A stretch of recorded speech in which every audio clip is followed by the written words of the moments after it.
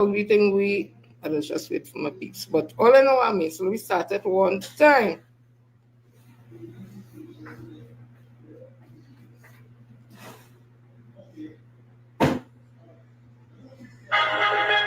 August, let me stop it for a minute. Apparently, I think hook up to my device. I'm still running on using a phone, right? Instead of, so let me see this thing here. Connection on this. Yeah. The Bluetooth device is connected successfully. Oh Lord, well, you have to hear all my business. This AI expose all my business. Hi Roxanne, hi Margaret, hi Caroline, hi Christopher. So we're going to start the thing now. The whole thing embarrassed me, whole thing. Let me play it now.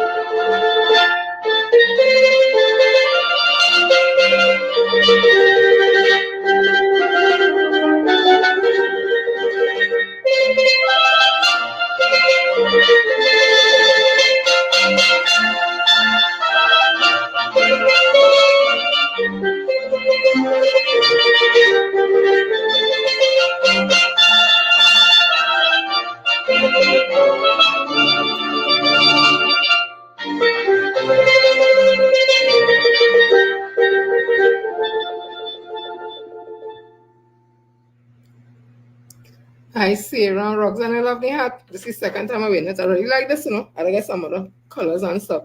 If you all hear me properly, let me know because I still haven't. Well, let's talk what. I still haven't fixed my tablet as yet, so I'm going on my phone. Let me know if all you hear me properly. All you hear me? I say no work for he. Roxanne, all you hear me? Sarah, all you hear me? Let me know now. I'm in live love and blessing. All you only sending love to this one, that one. Tell me if all you hearing me. All you know, the ones who know. Anywho's, if all you hearing somebody, go tell me soon. I shall me pleasure dedicate my life to the service of my God and my country. I'll honor my parents, my teachers, my leaders, my elders, and all those in authority. I'll be clean and honest in all my thoughts, my words, and my deeds, and will strive in everything I do to work together with my fellow men of every creed and race for the greater happiness of all and the honor and glory of my country. Thank you, Christopher. They now tell him about yes, it loud and care. Thanks, Roxanne. You no longer bowling for you to tell me. You know I love you, right, Dodo? So let me start the thing. Excuse me there.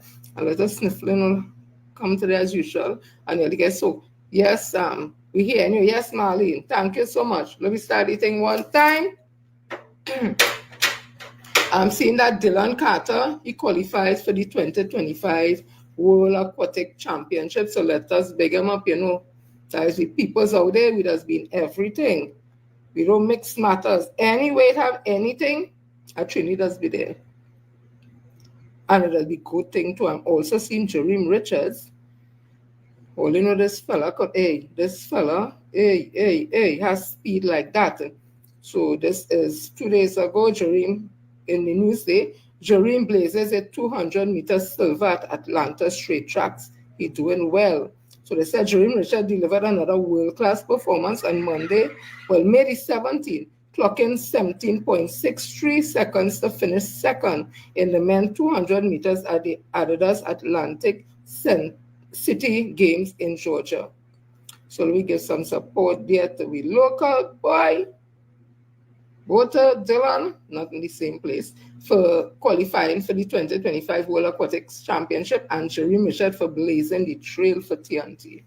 I'm also seeing that Janura's family, they have, what have they done?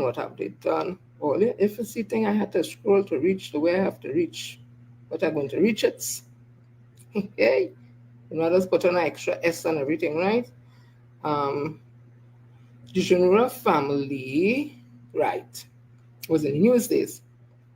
Jerome the dreaming, really the dreaming truth, Because by the time you look into thing about it, you don't pass here already. So this was yesterday in the news. The Junura family distributes 190 wheelchairs in Port of Spain. And heavy rains in Port of Spain was referred to as showers of blessings as Hannah Genora, owner of Genora's Custom Design Limited, distributed 190 wheelchairs to members of the public. The distribution ceremony was held just outside the Sackville Street business on May 18th. Chonura told members of the media she has been doing this for several years, and to date, she has distributed at least 1,400 wheelchairs. She said it all began when she held a Christmas bazaar at Hilton Hotel some years ago. She said every year I give out chairs to the Princess Elizabeth home about 30 years ago. And it stuck with me that from then it stuck with me, and I decided I'll go bigger. She said recipients have shown her nothing but appreciation and gratitude. She said everyone is thankful for what we have done for them, and I'm very happy to be here, even with the rain. The initiative was advertised on social media, and those interested in registering were required to get a doctor's letter. Unfortunately, some applicants were very verbally abusive because they did not want to pay a doctor for the letter, but those were few. She said one wheelchair costs between $1,200 to $1,500. One recipient told me she was extremely happy or thankful. God knows, she exclaimed, I am thankful. I'm thanking God all the time, and I'm so blessed to be one of the recipients. Do you know what it's like to not have one while not being able to walk properly, having to stick or to sit on a bucket on the ground to move around? This is fantastic. Another woman who came on behalf of her husband said he lost his right leg in January. One of our main concerns was getting a wheelchair. I must say we prayed about it. We really wanted him to be able to move around. I appreciated so much, and her gift was a blessing to me, my husband, and so many other people. The doctor of another recipient said it's a wonderful initiative, and she was impressed by the scale of the event. It speaks to Hannah's generosity. There are so many people stuck in their homes and unable to move around. And when you see people doing things like this, it instills hope. So that's it there. So good luck and thanks for the service to the junior families and helping people to be able to move who may have been just, as the lady said, it's not easy having to sit on the bucket or on the ground when you're not able to move around and not have a wheelchair. So keep doing what you're doing, Miss Janura and your family. Yeah? So let me continue. So this thing with Vibes Cartel, the world boss as they call him, as I say again, I don't really listen to his music, but I know there are a lot of young people who do. And I tell all of my music, my time where it was, Super Cat and Shaggy and what do you call him? Mr. Lover, Shabba and Lady So and Foxy Brown, and them was my era, yeah? Them time we parents and them cringing when we hear the kind of lyrics that these people singing, but that was the thing. So that is why you see now, me don't get involved when the young people and the lyrics are listening, because when we used to listen to we music, and in fact, I was into a lot of soft, not heavy metal, but a little soft metal, the White Snake and the Def Leppard and Aerosmith and hello, Cyndi Lauper, and I could go on and on. So that was the thing. And we dressing like Cyndi Lauper and Madonna and all them too, and all kind of rip-up thing. And my mother used to be like, what it is you have? And I was like, that's the style. You're stuck in with holes in it. And watch me now. We used to have our time. So left the young people once they're not doing anything that is disruptive to the society. That music cartel speaks to them and they understand him, he understands them. So, hey, well, remember the bacchanal that the Minister of Defense, Minister Wayne Sturge, he has some issues, and he would have said the issues he has with Vice Cartel here and going there, and everywhere, and he's going to monitor and this and that and that and that. I thought it was over. No, a Jamaican has picked up on this thing because Jamaicans don't play, they don't stick, they just defend. One thing, give Jackie jacket. You see them Jamaicans and them supporting their own music, their own this, that, and they will come at you and defend them in business. Them in like we just fight on. Even though we just fight on one another in Jamaica, when they see they have to present a front at United. So this thing, like it go on another level. I hope it does not. However, listen to this.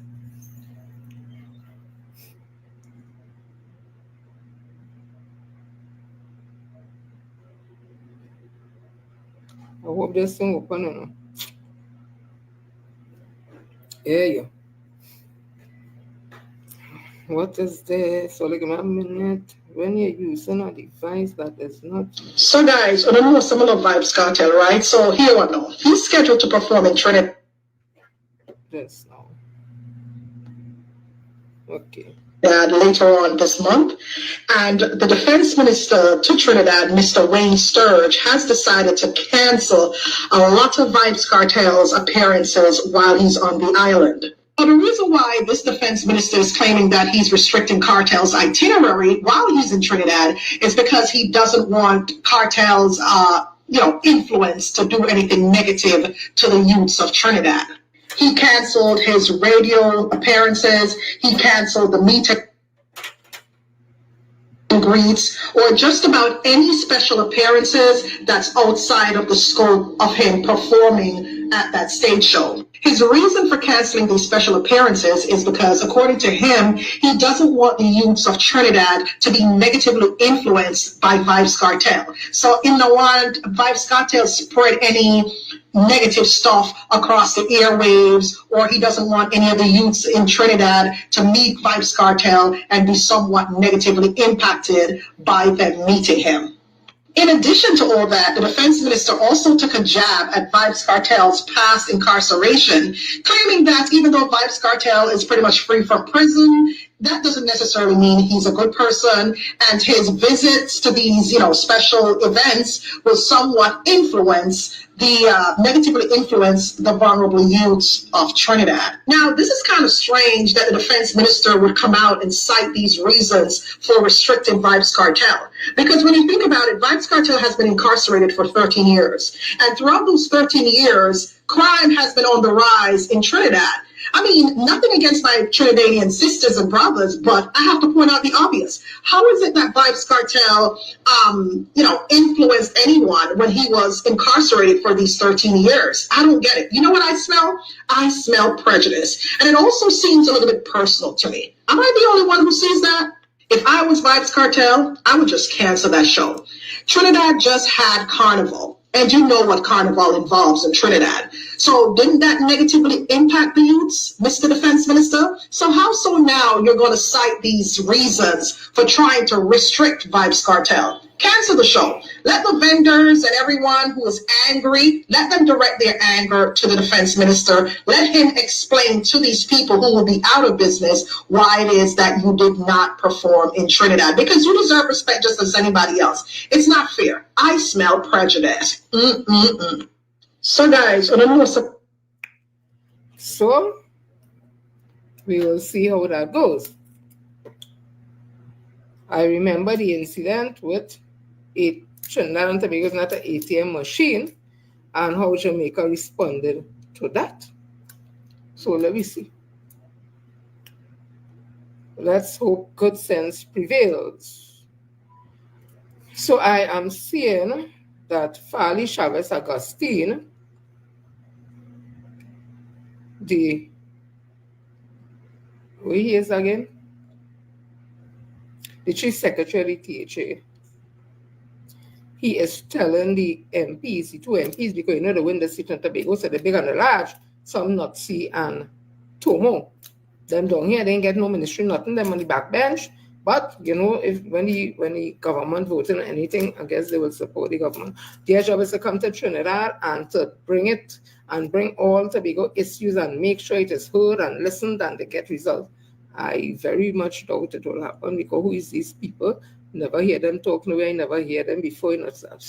I don't get it. Anyways, Fali is telling them. Let me read what Fali is telling them.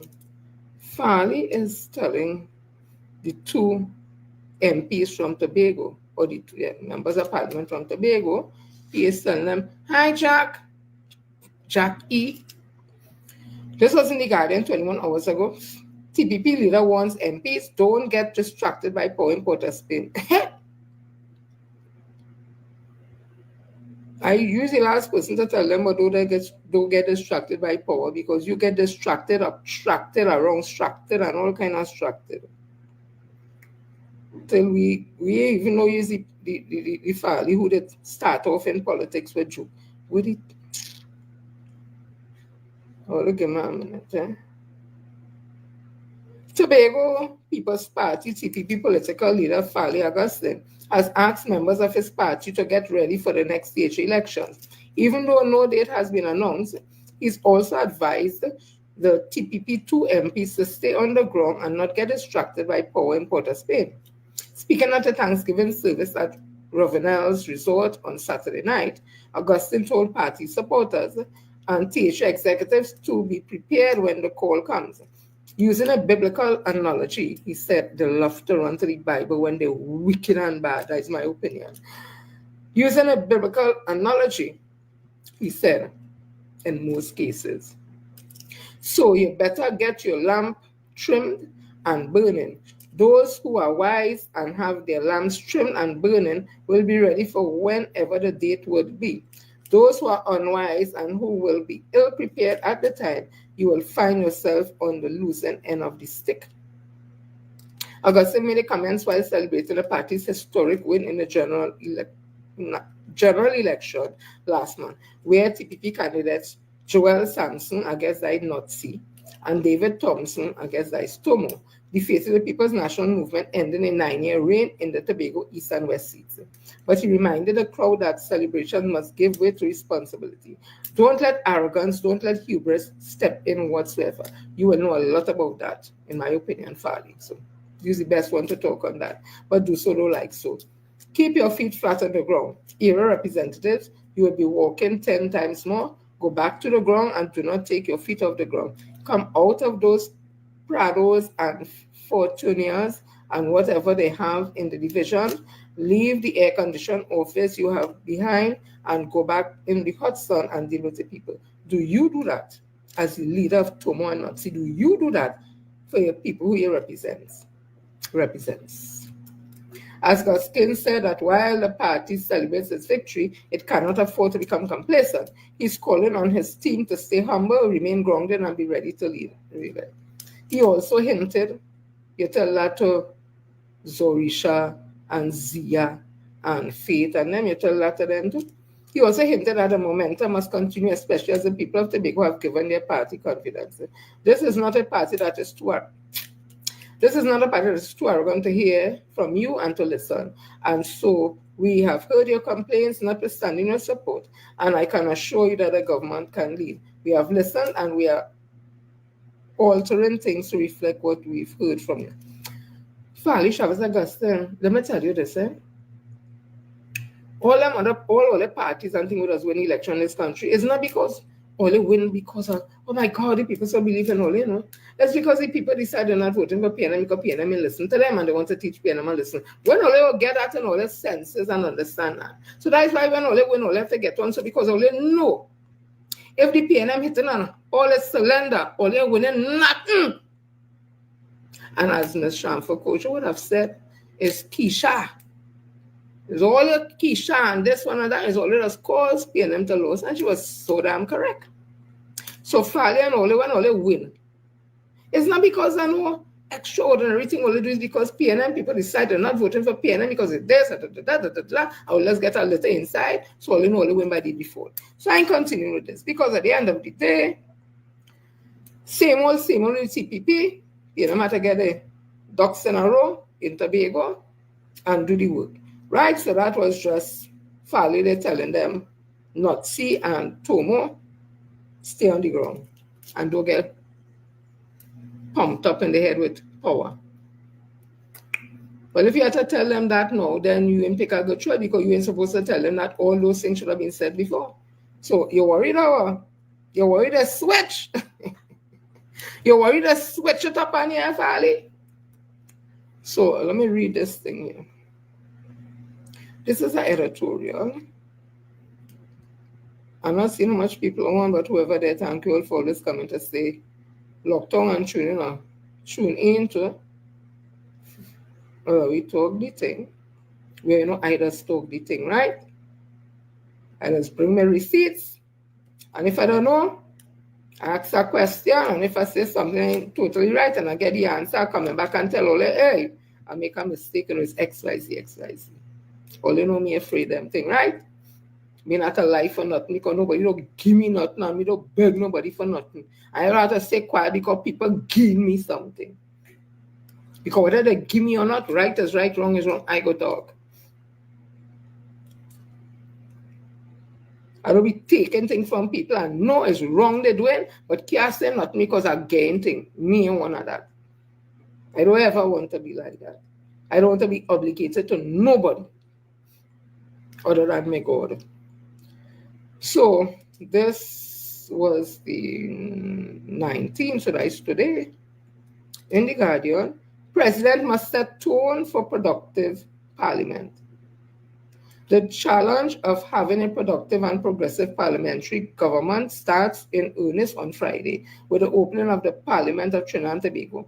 While the elected government of the United National Congress, with its associated coalition members, has been installed and working over the last couple of weeks, the government legislative agenda will begin to take shape when the Parliament opens. While Friday's ceremonial opening is not one at which any decision or state will be taken, it has great utilitarian value in that it formally opens the door for the government and opposition People's National Movement and Tobago's People's Party to take their seat in the lawmaking body, striking a serious note to the country and that the new 5-year term has begun. While the tradition of the president reading out the business of government in at least the coming term has not been give life in the recent past, Her Excellency Christine Kangaroo is expected to have a few serious words to the members of Parliament in respect of what she and the population expects of them about running a country faced with many and enormous problems. So while Friday opening is ceremonial in nature, it nevertheless marks the spot and should indicate how seriously the government, opposition, and independent senators in the upper house intend to carry out the business or the people's business. This is a timely reminder to all members of this parliament. This is a timely reminder to all members that this parliament does not belong to them to do as they please, but rather it is the legislative chamber in which the business of the people should be taken seriously. The Parliament's opening also signifies a change of government and yet another occasion in the parliamentary life of Trinidad and Tobago. Moreover, this has been achieved without the slightest sense of question as one party is moved out of government and another voted in by the people of the Republic. It's a fleet that several large financially and militarily strong countries in several parts of the world have problems with undertaking. The real challenge now is for the government, opposition, and the Senate members appointed by the parties and Her Excellency to cut the old talk and get down to the business which they are put there. Having made definite decisions about which party should lead and which should shoulder responsibility for progressive opposition, the elected and selected members must display the productive habits of success those who voted for them into office are expected. The opening of the parliament is also a signal that the road back to the defeated PNM, which has been in government office for 11 of the 16 occasions after general election has begun. The tradition of the president giving an indication of the government's agenda into the future has gone out of fashion. However, the already established customs of excellency, raising the population's high expectation of the government and being proactive in her telling the government and opposition that these needs are great, can be expected to repeat it. There is no time for honeymoon in the parliament. We expect nothing from the UNC. That is just me. You expect a thing. Because I don't know what them does give. And habit is something some people hard to break. Mr. Watts, Mr. Philip Watts, who would have won the Lahakita Talbaro seat miraculously, some would say. Some will have other thoughts. I'm not here to question how, when, why, and if. I'm here to just ask Mr. Philip Watts, because I'm seeing in The Guardian, he's saying, The Guardian today, what's to decide on the future programs after alarming reports. The fate of several major youth intervention programs, including the Civilian Conservation Corps, the military-led academic training, that is MILA CCC program, and the military-led youth program and apprenticeship and reorientation training, MyPath, remains uncertain, with Minister of Sport and Youth Affairs Philip Watts indicating a final decision has to be made. I will be making a statement after the cabinet meeting on that, Watts said in response to questions from Guardian Media. I'm still trying to delve into that to try to find out exactly what is happening with that program. His comments came in wake of troubling revelation from a senior official connected to MILAT, MyPath, who disclosed that the program have effectively stalled due to serious logistical and administrative shortcomings. These include critical shortage in basic supply, repeated delays in program launch, and bureaucratic red tape, and the lack of suitable facilities. The same official who spoke on the condition of anonymity, confirmed the contents of a confidential report dated May 10, 2025. The report recommends that all three initiatives be transferred back to the Ministry of Defense, reversing a 2020 decision that placed them under the Ministry of Youth Development and National Services, then led by former Minister Foster Cummins. Before the shift, CCC had been under the Ministry of National Security since its inception in 1993, producing over 30,000 graduates during a 27-year run. MILA similarly operated under that ministry from 2005 to 2020 and saw more than 1,000 participant graduates. The reason why they would have given to move the program to the Ministry of Youth Development and National Services was that the program would be better aligned within one ministry. That was not our experience. We were here or there. I did not think that we were treated with parity with the other programs. So in terms of CCC, I would agree that it would be moved, the official said. In terms of MILAT, MyPath, or MILAT, yes. In terms of MILAT is more so military-led on a 24-hour basis because it is a living program. So that is a straight yes with MILAT and MyPath for those programs to be transitioned back to the Ministry of Defense, he added. According to the source, the CCC cycle is scheduled to begin on January 4, 2025. According to the source, the CCC cycle scheduled to begin on January 14, 2025 has yet to commence, leaving approximately 1,100 assessed and interviewed trainees in limbo. He also revealed that 2,000 applicants withdrew amid the uncertainty, and 5 have since passed away. The program, he explained, were halted pending a government-led assessment focused on effectiveness, procurement practices, and structural management. I just want to say to Mr. Watts, I ain't really no more. Whatever issue, you and the man who was the minister, who he was, it is alleged, I hear to say he former campaign manager, whatever issues all you have, don't bring it into the mix to stop you from doing what is right for the young people. If those programs were under, prior to the formation of the Ministry of Youth Development and National Services, it were under the Ministry of National Security, then let the programs go back there and let they continue to function.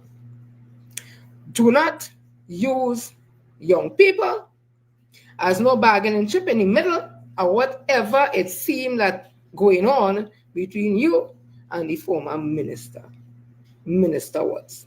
Rise above whatever it is and think about the young ones.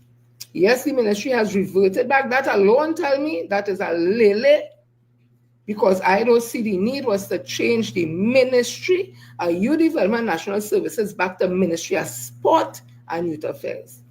Because the Youth Affairs was always a little office with not much happening. The Youth Ministry was on a bigger scale, treating with all youths between 18 to 35. So when I see the name change and wherever I tell myself, my opinion, there is a personal thing happening there.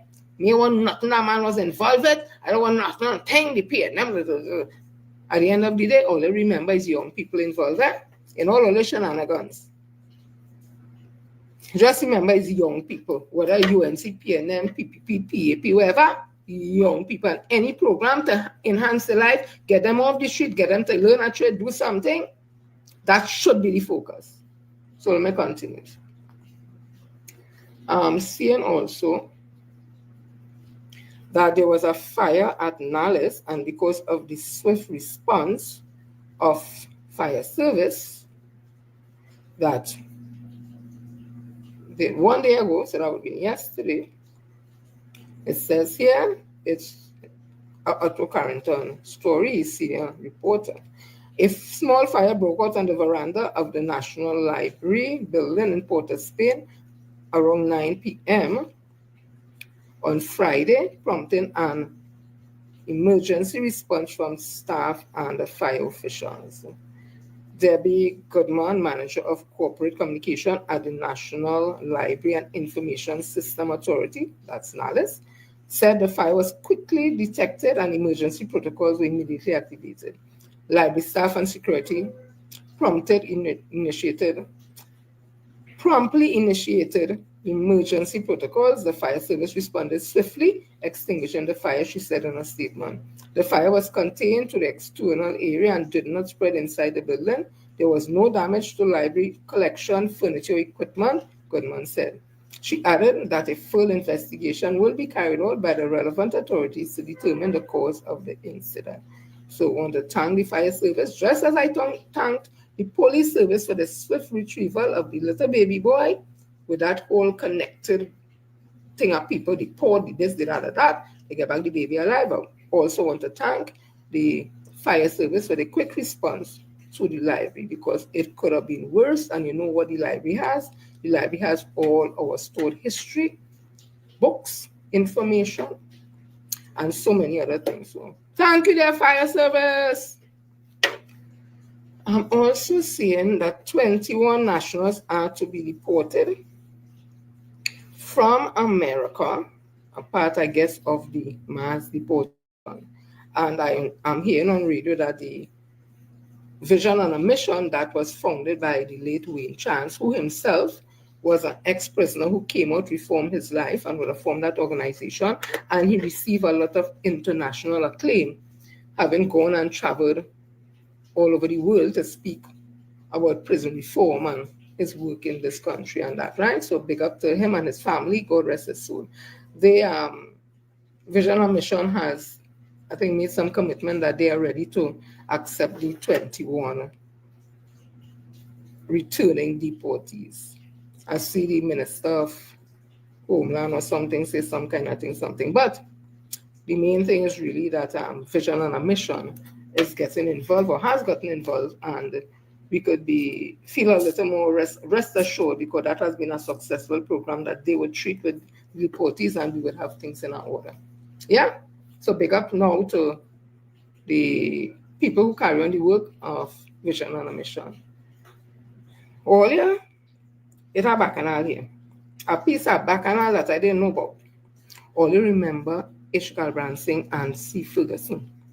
Well, one of them died, and remember they were involved in the Piaco Airport massive corruption scandal that people made jail already in America. They pay back money, all kind of thing. But the two of them remain in Trinidad, and Kamla Prasad and them came up with Section 34 after Volney, who was on the bench as a judge, today, and then the next day he was on a platform for the UNC, and then they win the election, they put him as Minister of Justice, and the one thing he do in that ministry was Section 34, that the whole country come out and march, one of the largest march ever held by or led by the political leader at the time of the PNM, like Dr. Rowley, and we come out and we march with numbers against it, because that law was to free them from getting extradited. Because remember, the Attorney General at the time, Anna Ram Logan, he had promised, I think, the American authorities that don't worry, I'm paraphrasing, don't worry, they will face the case down here. So that's why they wasn't extradited, but they will never face the case, get Section 34, where the lawyers and them run up and file something, where that they do, the case was something, and we never get them extradited, they remain in Trinidad and Tobago, and yeah, right. So one of them died, and I think it's Galbraith Singh, God rest his soul.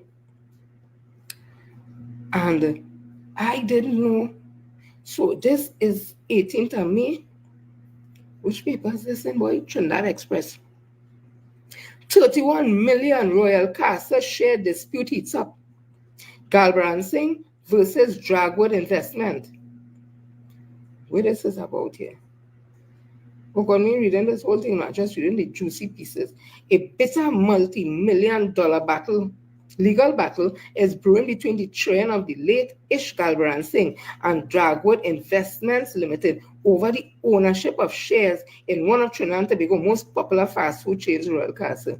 I used to long time when I see it meat. Oh God, I did love my Royal Casa with my honey mustard sauce and that pepper. Oh God, hey. Right, so that Royal Casa.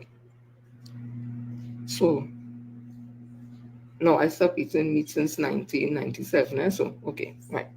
Galbraith Singh Children and Dragwood Investment Limited are shareholders in International Casa Holding Limited, ICHL, Royal Casa Parent Company.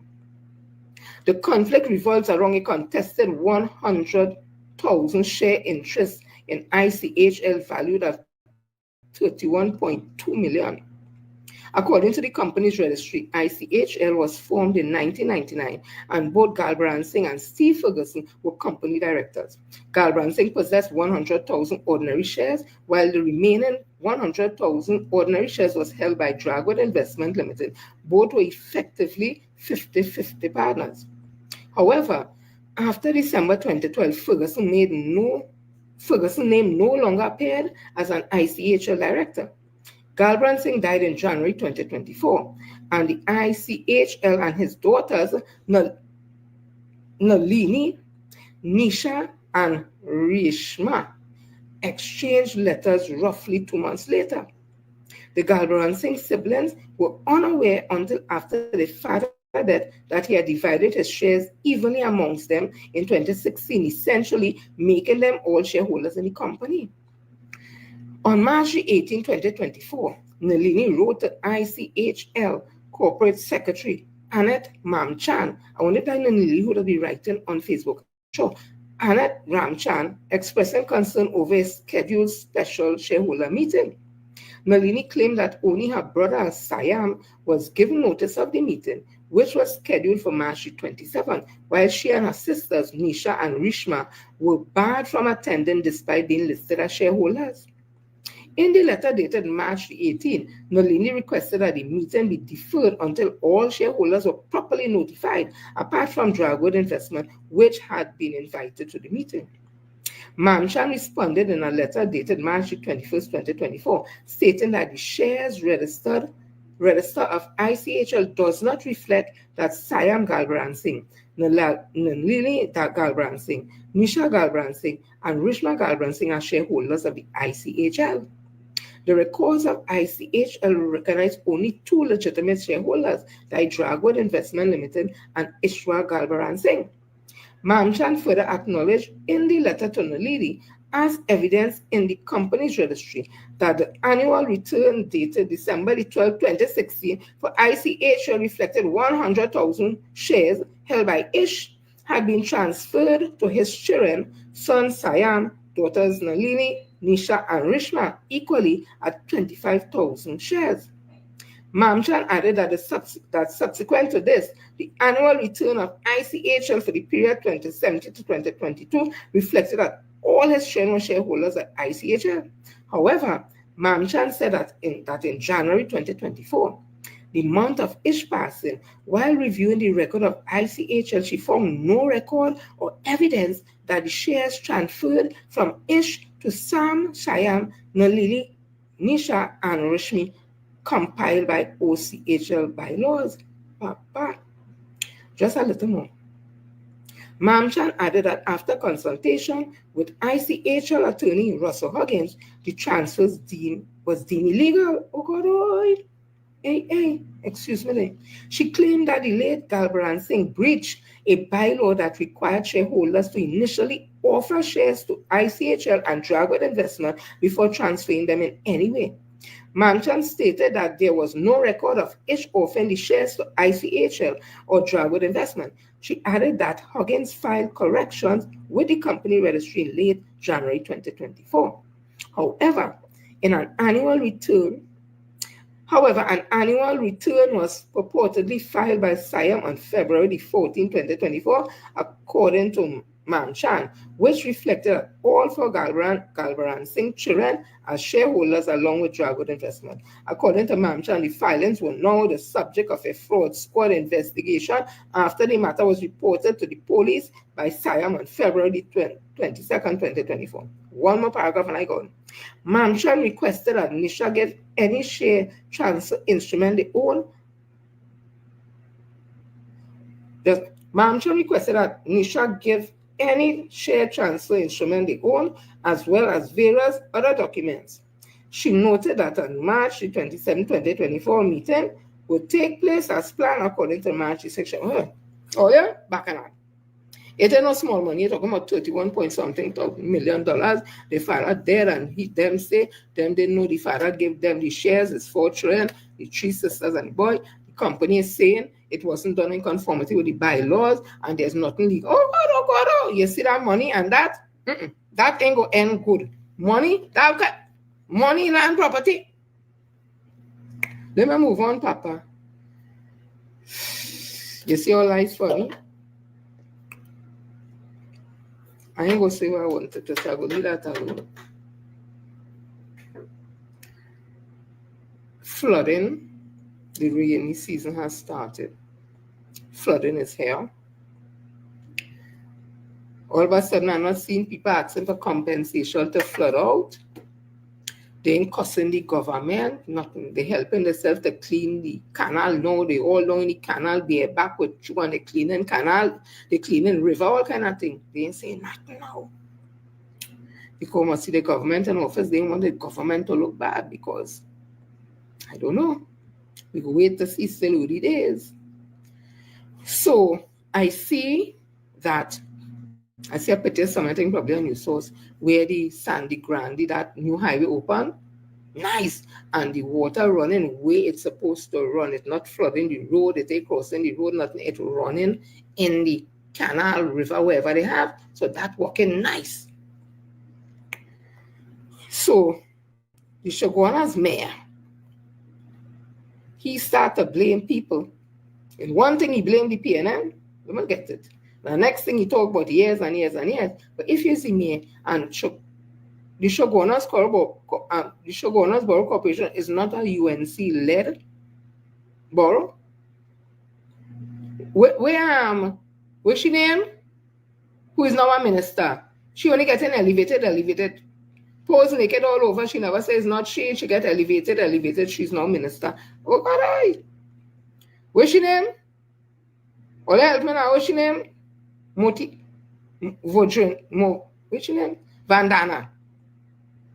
Minister Vandana. She wasn't here for a while long. I think what the hell she was doing down there. And always all up in the thing. I don't understand. How she gonna flooding? Remember, I cannot tell them they were called. Yeah.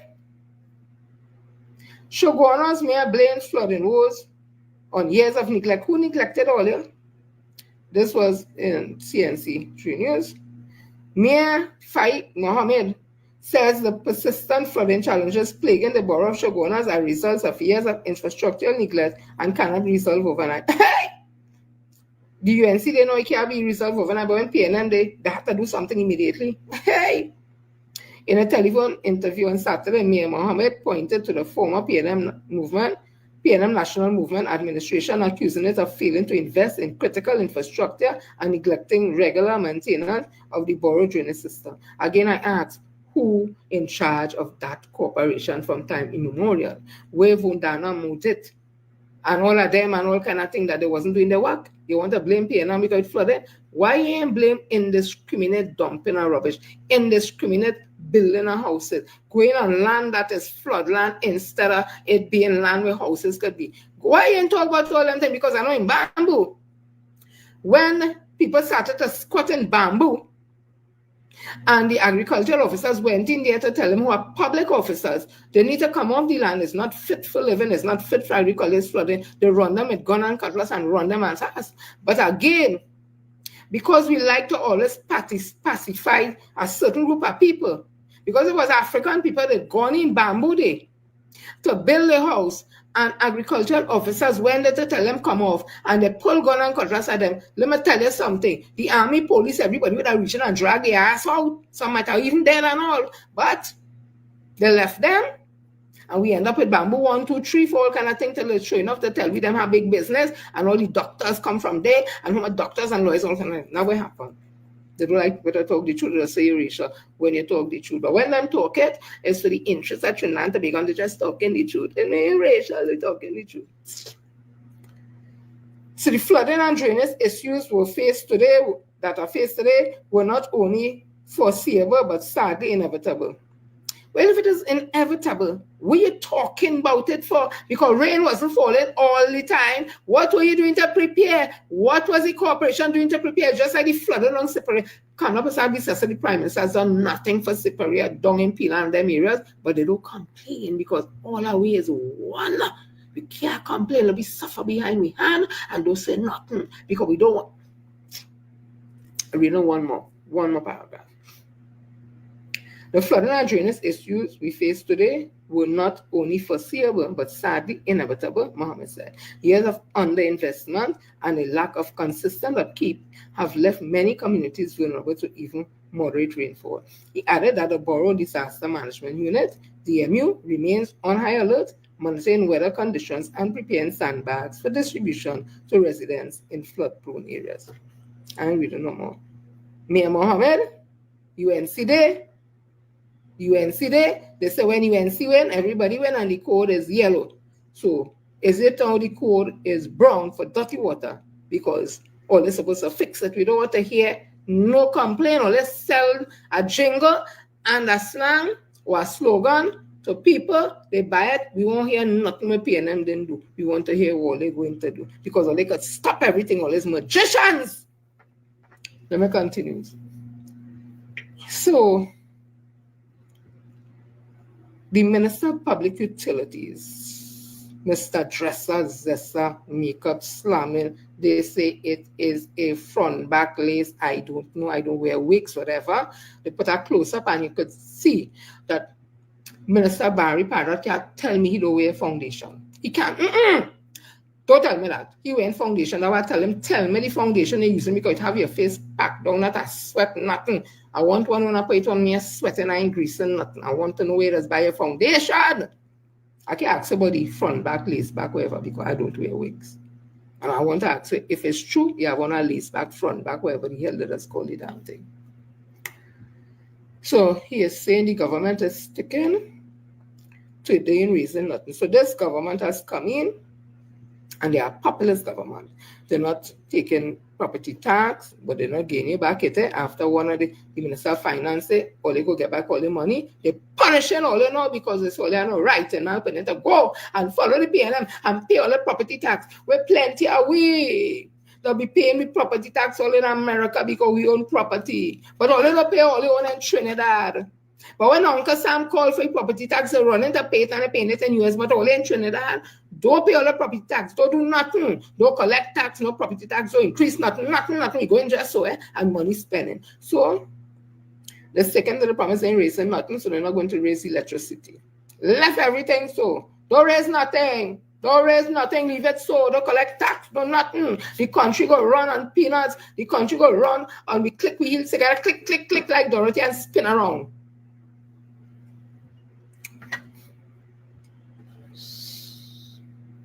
Wassa wars. Well, it's a bacchanal between Public Utility Minister and the CEO of Wassa. The CEO of Wassa ain't taking that so. He ain't taking that talk and that chain of talk to put me no choppiness. He let minister know. Don't put me in that choppiness. Don't put me in that bug. Don't put me in that. So here the bacchanal. Here the bacchanal. If chairman say all you feel, all you go put me in all the choppiness and I ain't go respond because all of we look alike. My character and reputation, boy. Boy, not me, boy. I just say that way must say. I'm going to find it quick. Right. Look the bacchanal. Bacchanal. Oh, bacchanal. A war of words has erupted between the Public Utilities Minister, Barry Padarath, and former WASA Chairman, Ravindra Nanga. The verbal clash stems from Padarath's claim that WASA allegedly awarded a $3 million contract to a PNM campaign manager on the eve of the general election on Friday. Padarath called on former Public Utilities Minister Marvin Gonzalez to explain why a WASA employee assisted the campaign manager in securing the March 17th contract. However, former Chairman Ravindra Nanga immediately responded to the minister defending WASA's image and his name. Nanga says no one can point fingers at him for corruption, wrongdoing, or nepotism while he served as chair. And he blasted Padarath for starting a blame game and they're looking for witch hunts. The minister, however, fired back. It's funny coming from the PNM about witch hunts when they spent 10 years witch hunting and spending millions of taxpayers' dollars to witch hunt former ministers of the People's Partnership government. And he sends this message. I will say to Mr. Nanga, if there's nothing to hide, then there is nothing to fear.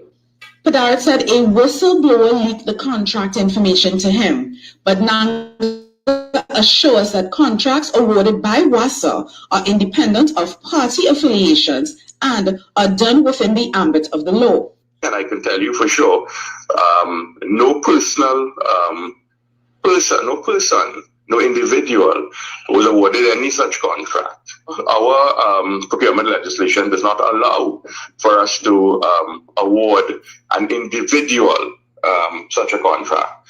So I'm not quite sure what he's alluding to.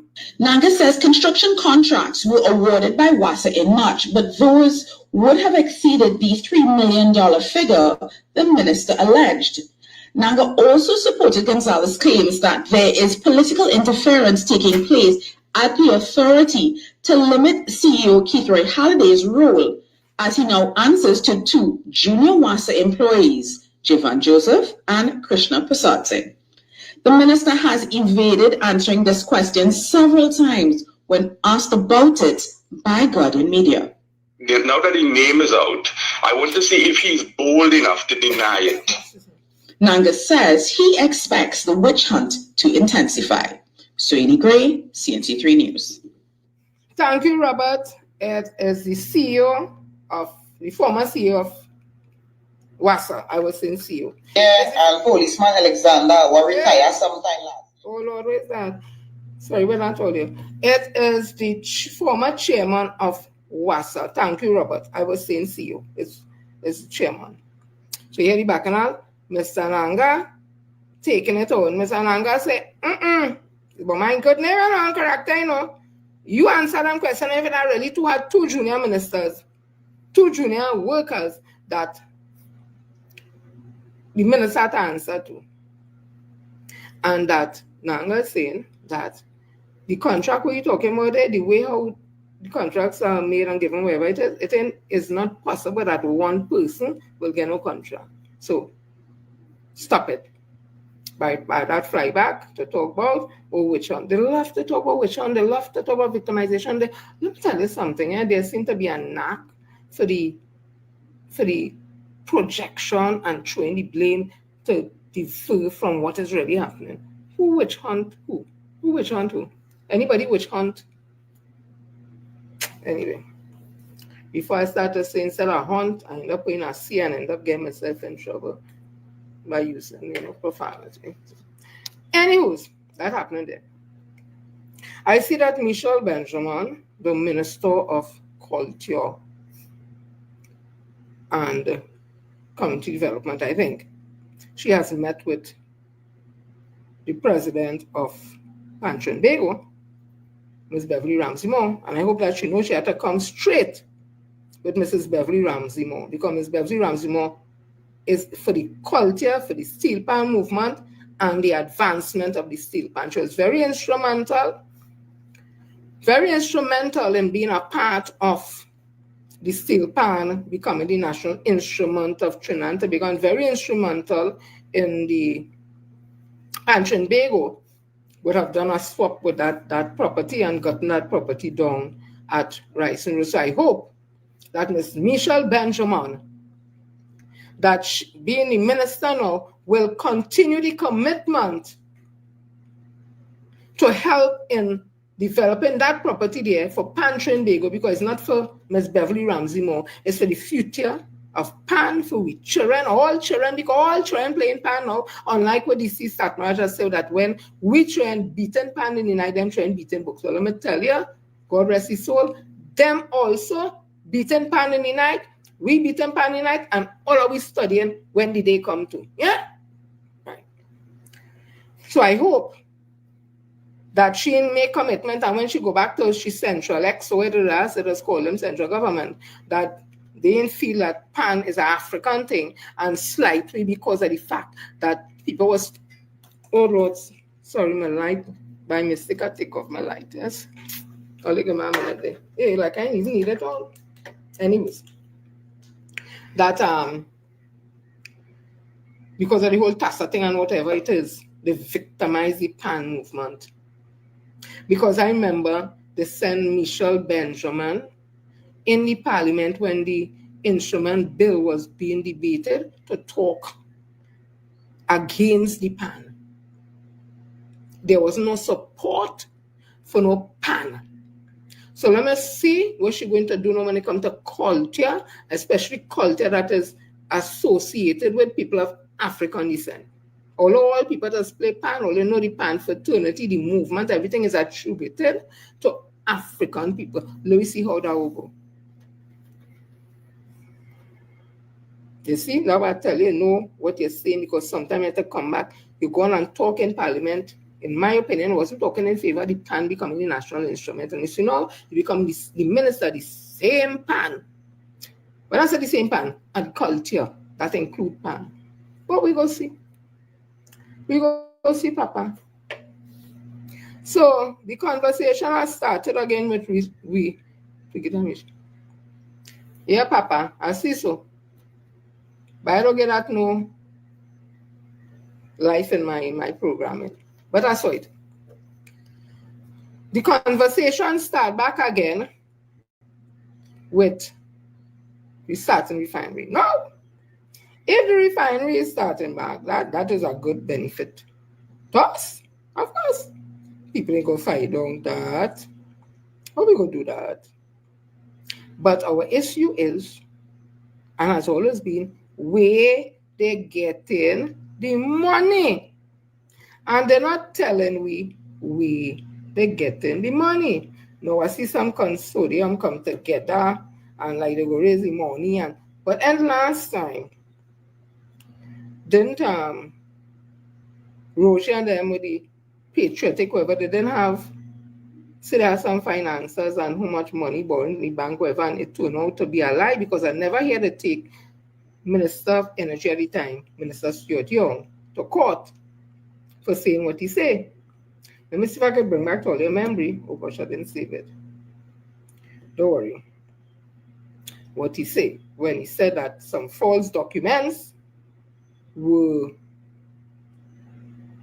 put forward, and to show that Patriot to get some big $100 billion US dollar loan, and it was not true. So people, let me get this Petrotrin thing, multi-million thing. Let me get this out of the way over there. There's something I'm trying to find. Let me see. We start and refinery this. Oh, right. I think I know which part that is. Give me a minute. Give me a minute. Right. So,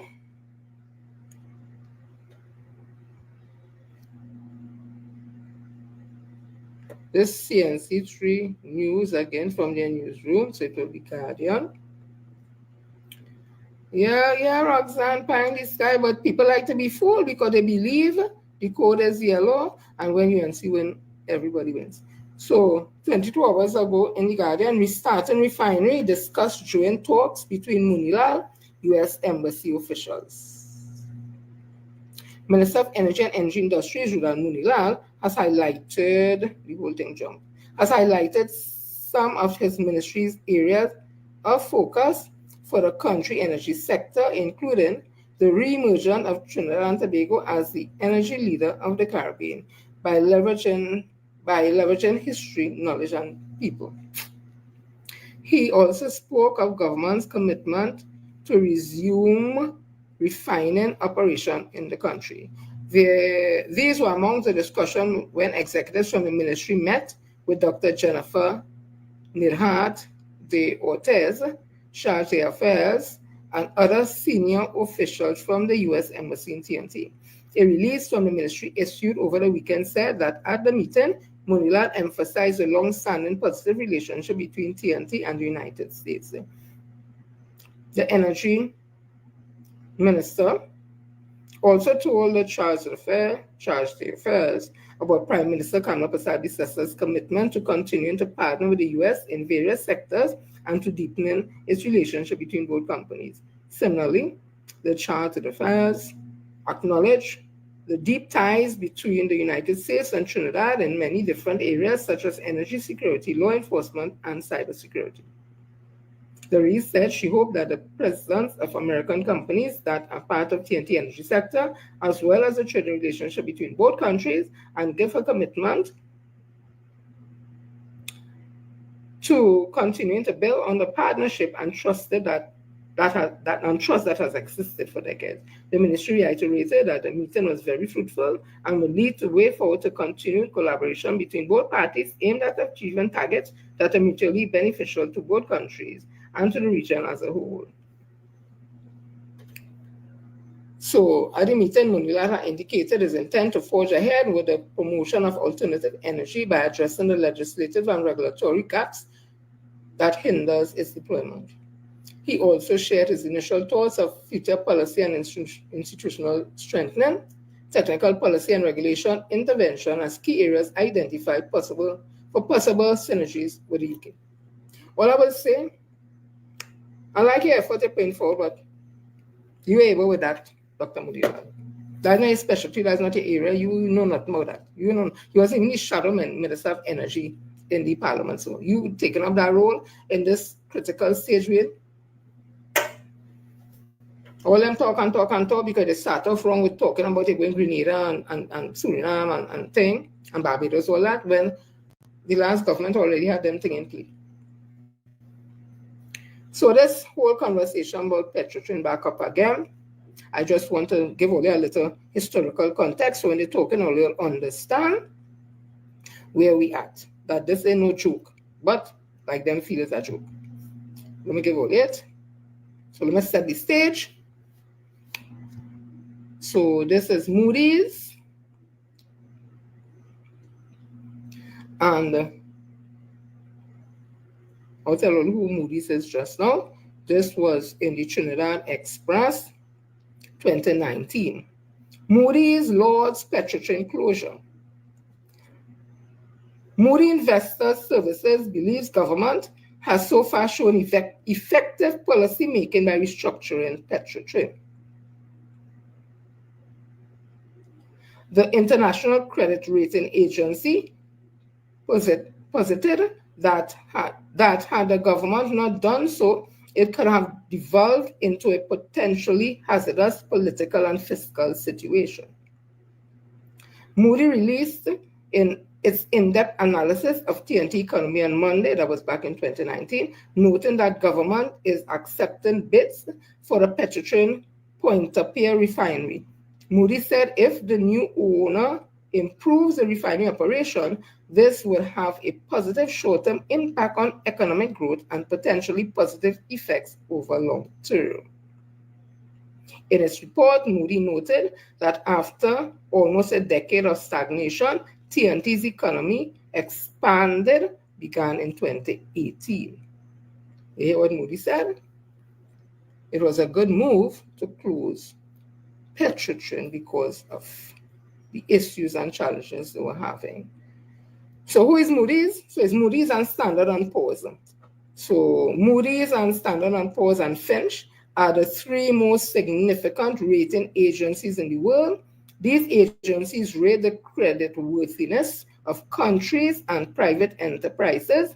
AAA, capital AAA, or A, common AA, is the highest rating across all three rating agencies and indicates the highest level of credit worthiness. So these are international credit agencies, not no fly-by-night and who feel and who they feel, right? They felt and they agreed with the government closing of Petrotrin because of the issues they have, and I'll play the issues that they have and I'll read some of them. So this was after the closure of the refinery. Listen to this. So this was in Loop News, and of course, a lot of the things that they had, you can't find those information no more. But if they're not opening, because they say the page cannot be found, I will go to the video of then Minister of Energy, Minister Stuart Young. So this was in the Guardian in 2018. 1,800 Petrotrin workers take severance. At least, you see these commercial containers just come up and read it. At least 2 Petrotrin employees have received over $4 million as part of their severance packages, as close to 2,000 workers have already accepted deals from the company. Just one day after the Oilfield Workers Trade Union injunction was overturned in the Court of Appeal, the management resumed handing out severance bundles to workers. Guardian Media was told that some 1,800 people have already accepted their severance packages, including a large number of union members. When the industrial court granted the OWTU's injunction, some 300 non-unionized workers had accepted severance as the union members were protected by the court's decision. However, once that was vacated by the appeal court on Wednesday night, Petrotrin immediately resumed sending workers home. The appeal board lifted the injunction for 1 week. Just before midnight on Thursday, Justice of Appeal Charmaine Pemberton blocked the injunction awarded by the Industrial Court and fixed the hearing to resume before the 3-member panel of the Appeal Court on October 18. So that was back then. Last Thursday, the Industrial Court had granted an injunction to the OWTU prohibiting Petrotrin from moving ahead with the termination timetable before the court heard an industrial relation matter the union had raised against the ailing state company. Petrotrin had already handed out close to 500 termination letters to workers last weekend ahead of the injunction, but those were rescinded or rendered void pending the outcome of the appeal back then. A senior executive with knowledge of the termination of Petrotrin said top managers would walk away with over $2 million, middle managers would take home about $724,500, while others would get about $411,900 to go home.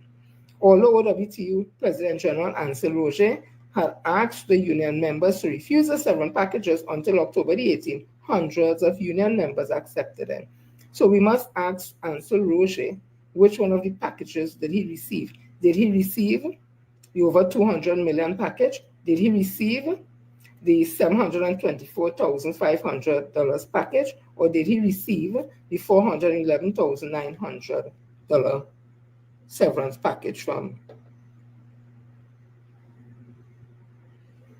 the refinery when it was closed? Right?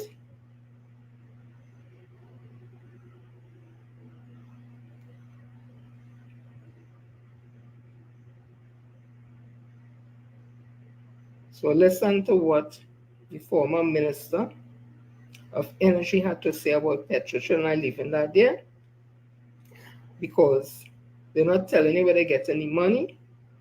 It ain't $1, it ain't $2, is real money. That refinery has been down for 7-8 years. It means to say that it must come up to standard, health and safety standards. You have to go and evaluate. You have to check it whether I have money to do that. You have to,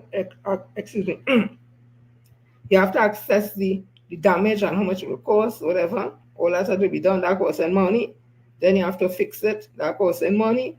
When you don't fix it and upgrade it and bring it to international standard, then that costs money. When you don't do all them thing, bring it up and ting, you have to look for workers, money. When you're done that, you have to look to source on the market.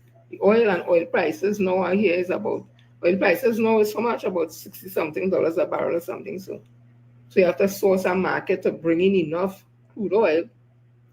And I hear we have a capacity about 190,000 barrels anywhere around there. And we local drillers as only like contribute about 50,000 barrels around there. So we're looking at roughly importing 150-something thousand barrels of crude oil every day for the refinery to make a profit. Where are they getting that from? Oil prices have gone down to about $60-something a barrel. They have to get US to buy it. They have to buy all that to bring it here to refine it. Listen to the truth about Petrotrin. And I'll always play it. Briefly, madam, speak about Petrotrin. Because you see, there's a lot of false narrative taking place with respect to Petrotrin. In fact, just over the weekend, not surprisingly, a video starts to circulate with one of those persons who hold office for life in an entity that who knows what they do, based on a document talking about subventions from the Ministry of Finance. Completely out of context. First point, Petrotrin was not shut down. Petrotrin still exists today. Petrotrin is costing the people of Trinidad and Tobago today. And let the member for Point of Peer, who is one that likes to profess some knowledge, understand Petrotrin is costing the people of Trinidad and Tobago today in short-term loans taken out to purchase crude, $420 million US. That is the legacy of Petrotrin that continues to exist, but we restructured it. So there's TPHL, Trinidad Petroleum Holdings Limited, which is the holding company, which is the parent company of Petrotrin, Heritage, Guaracara, and Paria. Paria brings in fuel for Trinidad and Tobago and the region. Petrotrin continues to cost us $420 million US on short-term loans that when you roll it, because they can't pay it off, the interest rate continues to rise, and that money was utilized to buy crude. Let me briefly tell the people about the management of Petrotrin. In 2011, again, that period of 10 to 15, because they pretend that period didn't exist, but the people of Trinidad and Tobago remember it, and they decimated, they destroyed the energy sector. And that bothers, in particular, the member for Siparia, who likes to repeat it because it is true. In 2011, Petrotrin made a net profit of $2.4 billion. In 2012, it dropped to $1 billion.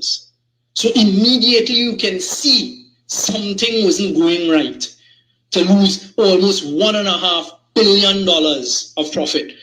2013, the profit dropped to $15 million.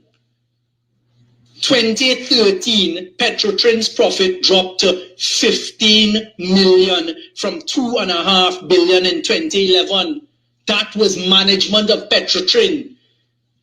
By 2014, we were now in a loss of $201 million. And that is for the people of Trinidad and Tobago. By 2015, the loss had turned to $1 billion. In 2016, almost $5 billion because US oil had dropped to US $25 a barrel. By 2018, the loss for the people of Trinidad and Tobago was $16 billion because the chickens had come home to roost.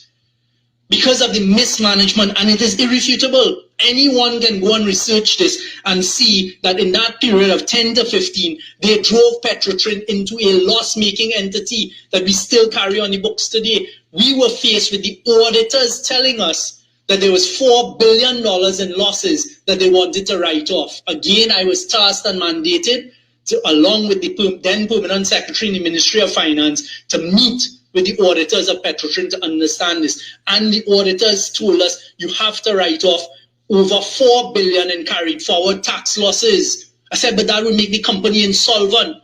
Why are you doing this now if these losses were being carried since 2013, 2014? And that is one of the things we had to deal with. We also had to deal with 2 bonds coming due, $850 million US and $750 million US. So almost 12 billion TT dollars coming due in a company now that had these losses and was insolvent. So let those who like to talk about Petrotrin deal with these facts and these issues, because that was the reality of Petrotrin. But I'm happy to report, and it was not an easy decision. We had to consider every single worker, but it had outlived its use. We were no longer producing. I showed how in the UNC period they dropped the production of oil by almost 40,000 barrels of oil a day, but they pretend that didn't happen. So if you have to import oil to put into a refinery, it makes no sense. If the uplifting cost, which is the cost of taking the oil out of the ground, was costing more than the sale price you could get of the oil, how does that make sense? So we took the difficult decision. The taxpayers of Trinidad and Tobago paid the workers of Petrotrin, as hard as it was, $2.7 billion in cash to go home with, restructured it.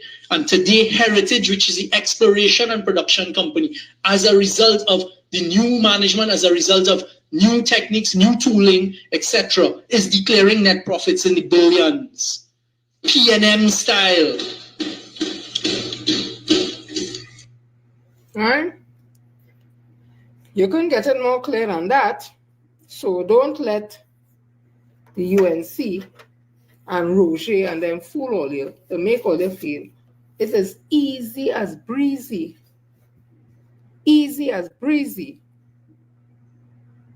to get the refinery up and running, and we will start back to make money. And as Dr. Munilal say, to be the energy hub again, basically. If Guyana, who have crude oil to lay, when I say don't know what to do it, and them is not the hub, we who have to import. Guyana don't have to import no crude oil. No. We have to import crude oil. And we have enough forex short and all that. What how we go be? Anyway, we continue as Papa. So, Mrs. Pasabi says, it is said, has erected or is erecting some higher wall now, right? Onto the wall that she don't have in Pink Castle. We just call it the Pink Castle. So 2 days ago, it says in Newsday, PM erects privacy wall at the Philippine home. The Prime Minister has replaced intricate wrought iron fence on the perimeter wall of her Philippines home with brick and mortar. Workers were spotted outside the home on May the 17th, plastering and painting over the recently bricked up section of the wall.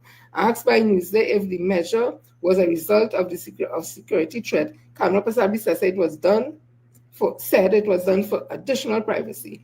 Pasabi-Sessa spent her first few days as Prime Minister working out of her home. During this time, members of her cabinet were seen entering and leaving the property, presumably following meetings with her. So this is what It looked like outside she house. She now come Prime Minister and she fixing wall. Isn't it sounding familiar to this?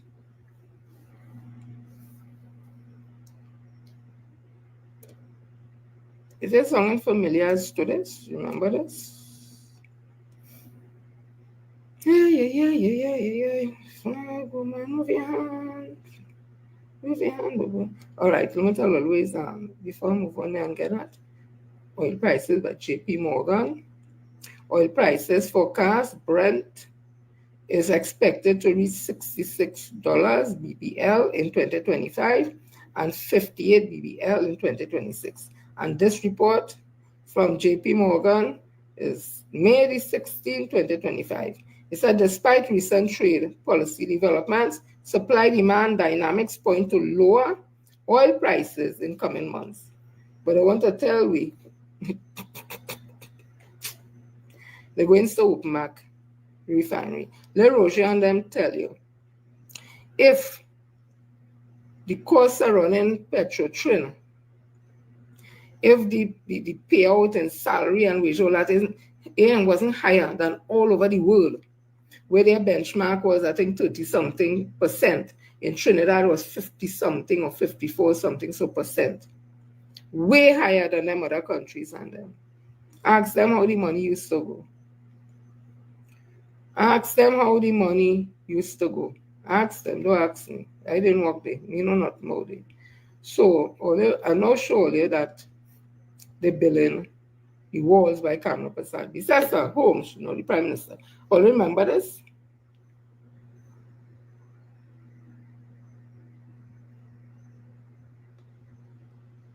This is the place referred to by Prime Minister Kamala Prasad at the close of her contribution in Parliament Wednesday morning when she asked the former Prime Minister Patrick Manning to give details of a house in Herrera Road in St. Joseph Village, San Fernando. The structure is still under construction and we're told that it would include an area resembling a small church, but the details of it were not the subject of Mr. Manning's response to Prasad in a statement he issued, in which he says there are more questions to be answered, including the fact that the Prime Minister had initially stated that approval for her house was given by the San Fernando City Corporation, and now she says it's a Pinal de Bay Regional Corporation. Mr. Manning is calling on the Prime Minister to lay the documents she referred to in the Parliament, saying if they were laid, one can then determine if the house is in fact being constructed according to the approval given, or whether the structure was altered.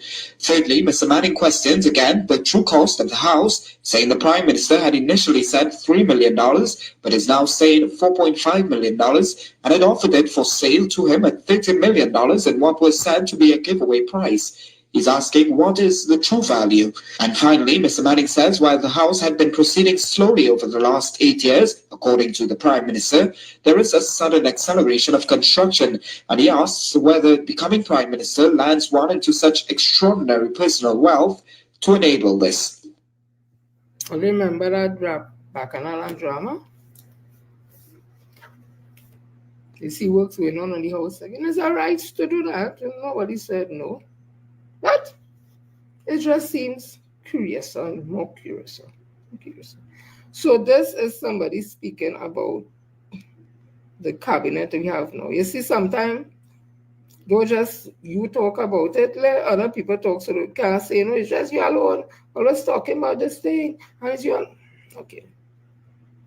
So it's important to show you a lot of people are also speaking. This is a young lady speaking about the Kamala Prasad successor's cabinet. Did you know that Kamala Prasad Bissessa's 2025 cabinet is the most expensive to ever exist in the history of Trinidad and Tobago? Let's take a look at the numbers. The Prime Minister earns $87,847 per month. Each of the 24 cabinet ministers earns $52,159 monthly, totaling $1.25 million. Also, 5 ministers in the ministry or junior ministers, each earning $43,155, adding up to $251,600 $775 monthly, and 6 parliamentary secretaries received $22,695 each, which totals to $136,170 a month. Over a year, that comes up to $20.3 million in base salaries alone. That is not including allowances. This figure reflects the impact of the recent salary increases approved by the Salaries Review Commission. As citizens, it is important for us to stay informed about how government finances are structured and how our public funds are used.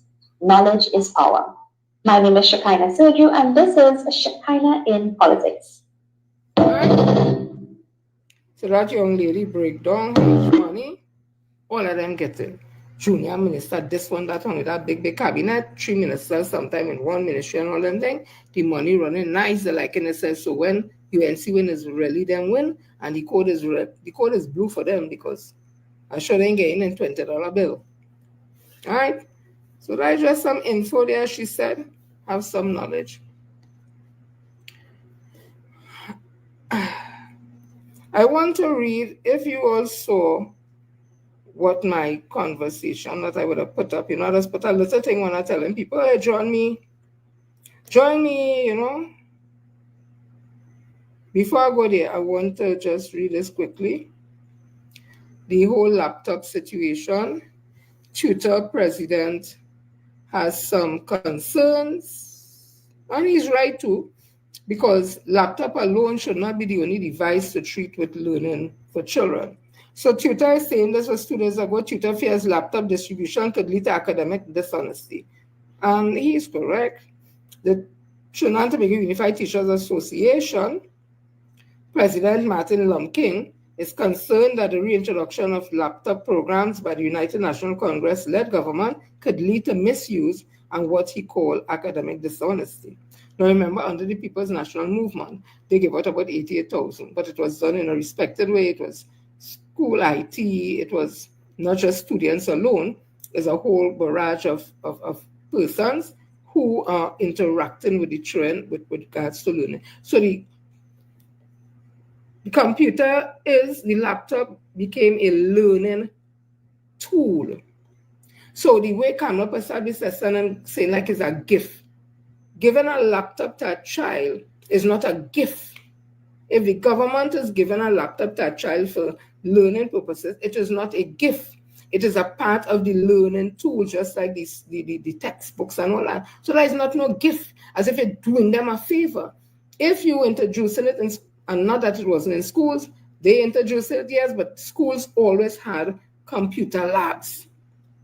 Before Kamala Prasad they started with this laptop distribution, there were always computer labs in schools, probably not all schools, but computer labs. Because I'll tell you, at El Dorado Girls Youth Camp, that they closed down in 2010. Prior to that, there was the girls who did office procedures, they were doing it on computers. They had about 15 to 20 computers in the class with the teacher who taught office procedures. So they were using computers. It's not a new concept. And that was under the People's National Movement. So computers in school is not a new concept. However, the UNC, again, when they do anything, they have to make it big and lavish, like they're doing you a favor. And people go, oh my God, they give me... Not understanding, it's not a favor. Computers were always in school when computers came out. I remember back in the day, you used to have them big kind of, like a big tall machine, and it was horrible. Anyways, the point I'm making is that the PNM continued the distribution of laptops, but it was done in a responsible manner. The UNC again has gone back to just lavish. And as the president of Twitter said, oh God, they pong in the man and say, Twitter teachers said, vote you out, and all kind of thing, because the man made a logical observation about it. Because if not done properly, yes, it could lead, because we had that happening last time in 2010 to 15. The children were watching porn, there was all kind of games. It was not connected to anything. So they got a laptop, but it was not connected to the school curriculum or the teachers or anything. The PNM would have gone back to that way, a connection to the teacher and the curriculum and all that. So Lumpkin is saying, On Thursday, the Education Minister, Dr. Michael Dowlett, announced 18,000 devices were being procured for Form 1 students for the new academic year starting in September. Yesterday, Lumpkin welcomed the move, but cautioned that proper safeguards must accompany the initiative. And the UNC don't ever have no safeguard. They just give you a while and they go on wild like a child in a candy store, just eat, no restriction, and people love that. They go by Tanti, when they buy auntie and them, you don't have to get up and make up your bed. You don't have to say prayers. You could stay whole in your nightie and wash out your little sand, nothing, flam, nothing. You're running up and down just so, climbing the tree, running here, screaming there. You ain't say your prayers, you ain't make up bed, you ain't take a little bath. You love it because you're free. Because when you're home, my mommy and daddy, you get up in the morning, you make up your bed, you say your prayers, you go tidy yourself, you have your breakfast, what schoolwork you chose, wherever it is. I can't take mommy and daddy, you're stressing me and you like Tanti, but you know, mommy and daddy teaching you structure and discipline. By Tanti, anything goes. So when you see Tanti children and them or auntie children and them who make in jail, who in trouble and who come home make child or whatever, is because of the indiscipline and the way Tanti are treat children. And when you realize that happen, you say, oh God, thank you, Father, my mother and father, they strict with me. May end up like my cousin Cherise. She had 2 little children. She had no child father, the man in jail, or she's my cousin Nixon, or my cousin whoever, Dion, whoever, and he always in trouble. Right? Okay. So that is what Kamala Persad-Bissessar present to some, and some just get carried away and won that. So as I said, so he said, Lumpkin is saying, that without adequate regulation, there could be cheating. And the area of honesty and integrity has to be ingrained in students at an early age. If they see the hard work and not by cheating, they will go ahead. And it is the correct way. And then we'll be able to utilize this program. It won't be 100% foolproof, but something we have to look at. Right? So he's cautioning the Minister of Education about how they're going to distribute them 18,000 laptops for the incoming Form 1 children. And I totally agree. I have no problem with the laptop, but it must be attached to something. So as I was saying, I would have put up something on my thing saying about ego. So let me read quickly what is ego, right? In psychology, ego refers to the part of the psyche that meditates between the id, which is the basic instinct, and the superego, the moral conscience. It is the conscious self responsible for reasoning, logic, and adapting to external realities. Essentially, the ego acts as a bridge between our inner desires and the external world, allowing us to navigate reality and make decisions. So here the ego function. The ego strives to satisfy the id, which the id, as I said, is the basic instinct, right? And the superego is a moral conscience. Remember that. So the id, the ego strives to satisfy the id, and the id needs in a realistic and socially acceptable way. It uses logic and reason to maintain impulses, delaying gratification when necessary. The ego is often associated with the conscious I, or the sense of self that we have. It is a part of the personality that interacts with the world and gives rise to our perceptions of ourselves. So they say ego versus self-esteem. While ego is associated with a sense of self-importance, self-esteem is a more positive and balanced term referring to a belief in one's own words and abilities. An unhealthy ego can lead to a lack of empathy, difficulty in collaboration, and poor communication. It can also hinder our ability to learn from mistakes and adapt to change. Right? So that's a little about the ego then. Sorry about that, the coughing thing, right?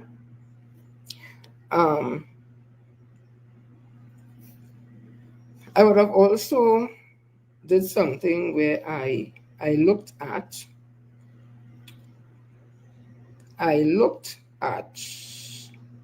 mediocrity versus ability. Just a little thing. It said mediocrity refers to the quality of being average and ordinary, while ability refers to the capacity to do something well or skillfully.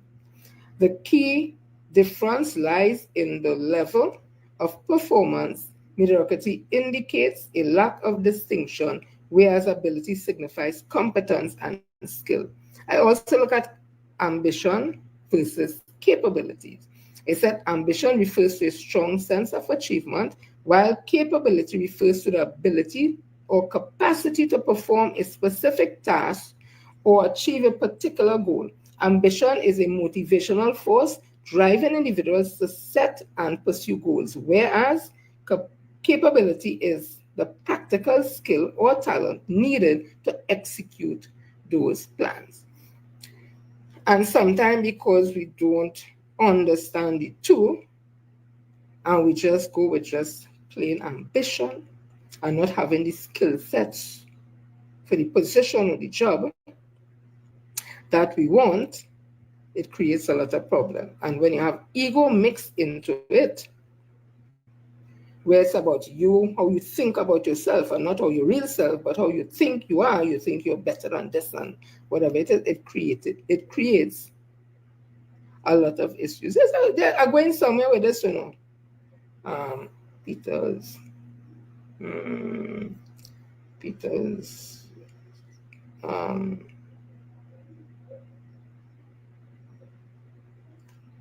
what the hell the thing is? Okay, I can't remember exactly the name of it, but it has to do with a situation where, and it's a theory, where you may be skilled at what you do, very capable, you have the ability to do it, and then you get a promotion or elevation to another position, but that position requires a different set of skills that you didn't have in the job that you were doing so good before. And because you don't have the skills now for that higher position that you put in, then you can't do the job. And if you're being, because of your ego, that you still take it, then it will have problems because you're not skilled to do that particular job. But where you were skilled and you're doing a fantastic job. Putting all that in the mix, because we have a lot of people who are in office, whether political office, workplace office, or just in everyday life. They think they could do this and that and this and that because they feel they're better than this and that one, and they're not capable of doing it. And before they back down and say to themselves, I really can't do this, and leave with the people who could, they continue with that stiff-necked kind of behavior. Politically, you see it in the UNC, and in the PNM also, politically, you're seeing that type of behavior and attitude. And it has been more pronounced now, especially after this defeat of the People's National Movement in the April 28th general election. You're seeing people are saying, all who went along, probably to get along, I don't know. There's a gentleman who used that phrase. So I'm going to retract what I'm saying, because when he used it, it's not something that people agree with. They find it very insulting. So I'll retract that and say, there are some people who will go along with something because of what they could get.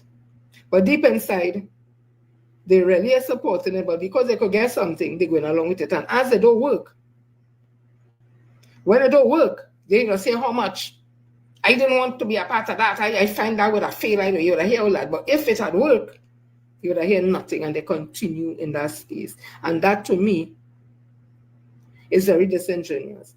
If you don't agree, whether you're benefiting or not, stand for what is right.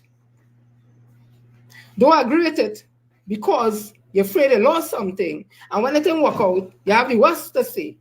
But if it didn't work out, you have nothing to say. I find it to be very disingenuous and very deceitful.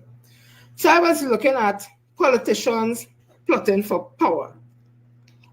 So politicians plotting for power, often called power seekers, are individuals who use manipulation, deception, and strategic alliances to gain or maintain control over political institutions and decision-making processes, sometimes at the expense of democratic values. This can manifest in various forms, including staging coups, manipulating elections, undermining institutions, and silencing dissent.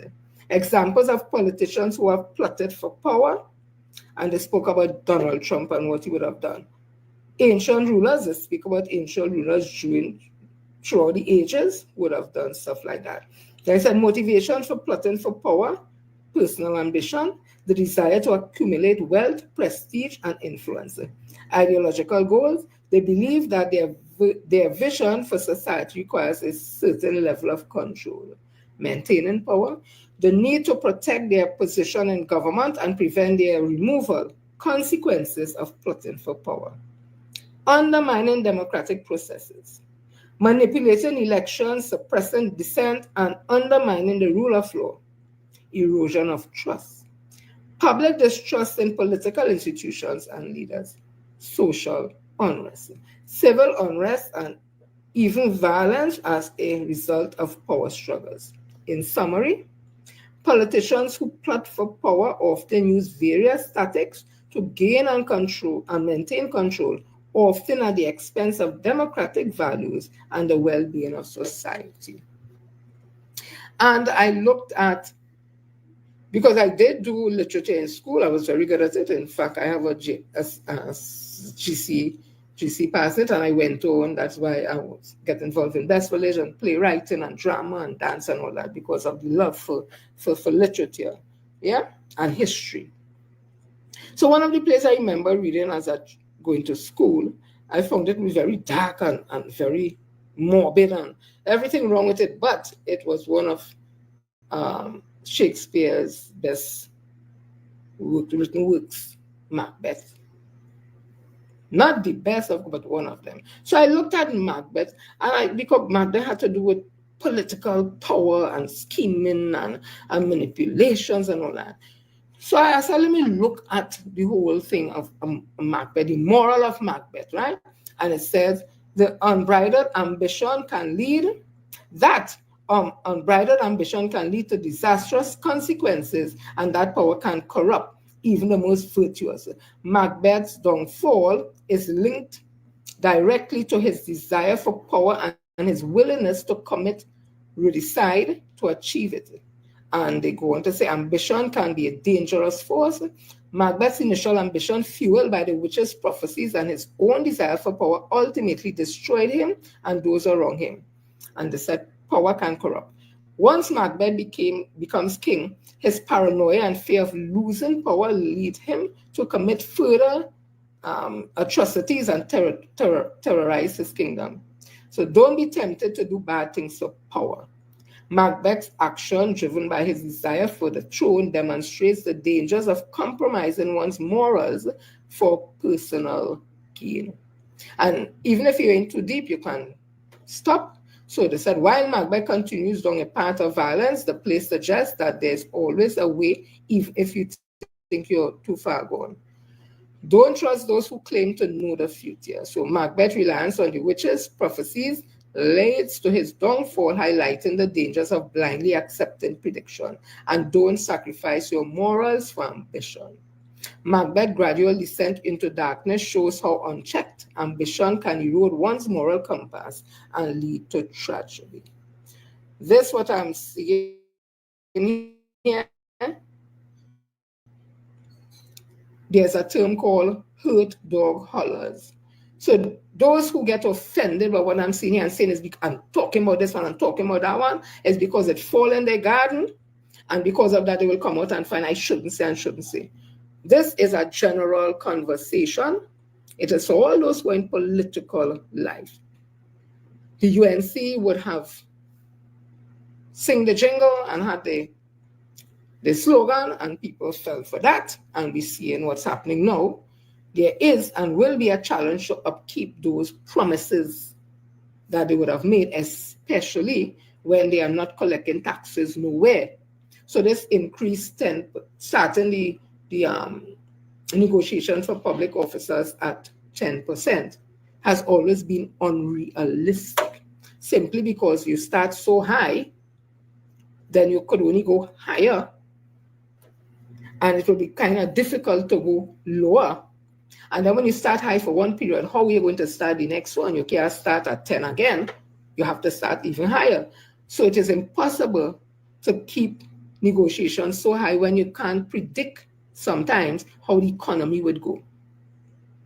Oil prices drop lower, so the money coming in will be less. So it means to say money outputs and you're not collecting taxes, it makes it very challenging. So on the UNC side, that applies to those politicians there too. The PP politician, PPP politician, it's all politician. What I said here is for all those who are in political life, or in life in terms of management or anything like that.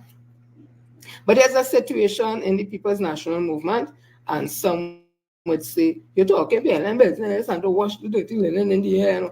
And to me, that's not washing nothing. It is in the open there. There is a new opposition leader, Mrs. Penelope Beckers, and some people, myself included, are saying we're not seeing anything, we're not hearing anything. And there has been a response, I don't know if it's from her, but there's a conversation that she's not going to be opposing for opposing's sake. And my response to that is, once it involves the interests of the citizens of Trinidad and Tobago, in my opinion, that is what is to be spoken on. That does not say that you're opposing everything, but it's in the interest of the citizens of Trinidad and Tobago, right? So we haven't heard anything. We have other players talking, other people talking and all that, and people are saying, oh, wait until she goes into Parliament and we will see. And I'm saying, that really makes no sense to me, because in Parliament, you have to go with what's on the agenda. So you can speak about things happening on the outside is what they're on the agenda. So the Parliament doesn't give you a wide scope to talk on certain things. So it means to say most of your things that you're saying will have to be raised on the outside. We're not seeing that. People are saying, oh, she's a nice lady. Of course she is. And she meets with the people, and that's what we need now. We don't need the aggressive and the bullying. And we don't. That is just where you sit in your space. If you're insecure with yourself, somebody talk to you particular way, whatever, all about me, and they bully me and whatever. And if you're insecure, you want to be pampered and thinking and whatever. To me, I do ascribe to those things. I'm confident in myself. If I do something and you don't like what I do, we have a conversation about it. But you ain't going to have nobody bawling at me, shouting at me because I walk in and me and that type of individual. So I just see things kind of totally different. So to me, you can't tell me when the opposition leader gets into Parliament, we'll see what she has. Then I asked about track record. Again, I talked to several people, I asked them, listen, when you say Dr. Eric Williams, what comes to mind? To me, what comes to mind is independence, capitalism, slavery, republicanism, the founding father of the People's National Movement, the founding father of the nation, his speeches he gave, Mother India, China, Africa, Syria is Mother Trinidad and Tobago. Trinidad and Tobago don't discriminate against her children. Mother don't discriminate. So I have all those wealth of things you could pull out. Education, the Trinidad education is school that free education, education for all. If you tell me Erna Robinson, you say the Caribbean Court of Justice is very instrumental in that, and his conversation attack with full force, a man willing to die for his country, and there's a bacchanal thing, right? And he and Pandey and the 1818, there's something. If you tell me George Chambers, people say he was very quiet, and say Chambers don't see, we took it into a slang meeting, which is not true. It wasn't meant that he's not smart, but Chambers don't see what happening with the economy, that kind of thing. He was a quiet, resilient man, but he had his thing. You'd say, Mr. Manning, God rest his soul. You think about Gates, you think about his vision, that kind of thing, his charisma. If you say, Basil Pandey, you say, what Silver Fox? Wake me up on the sofa, and his comments, his clap back, and yeah, that was it.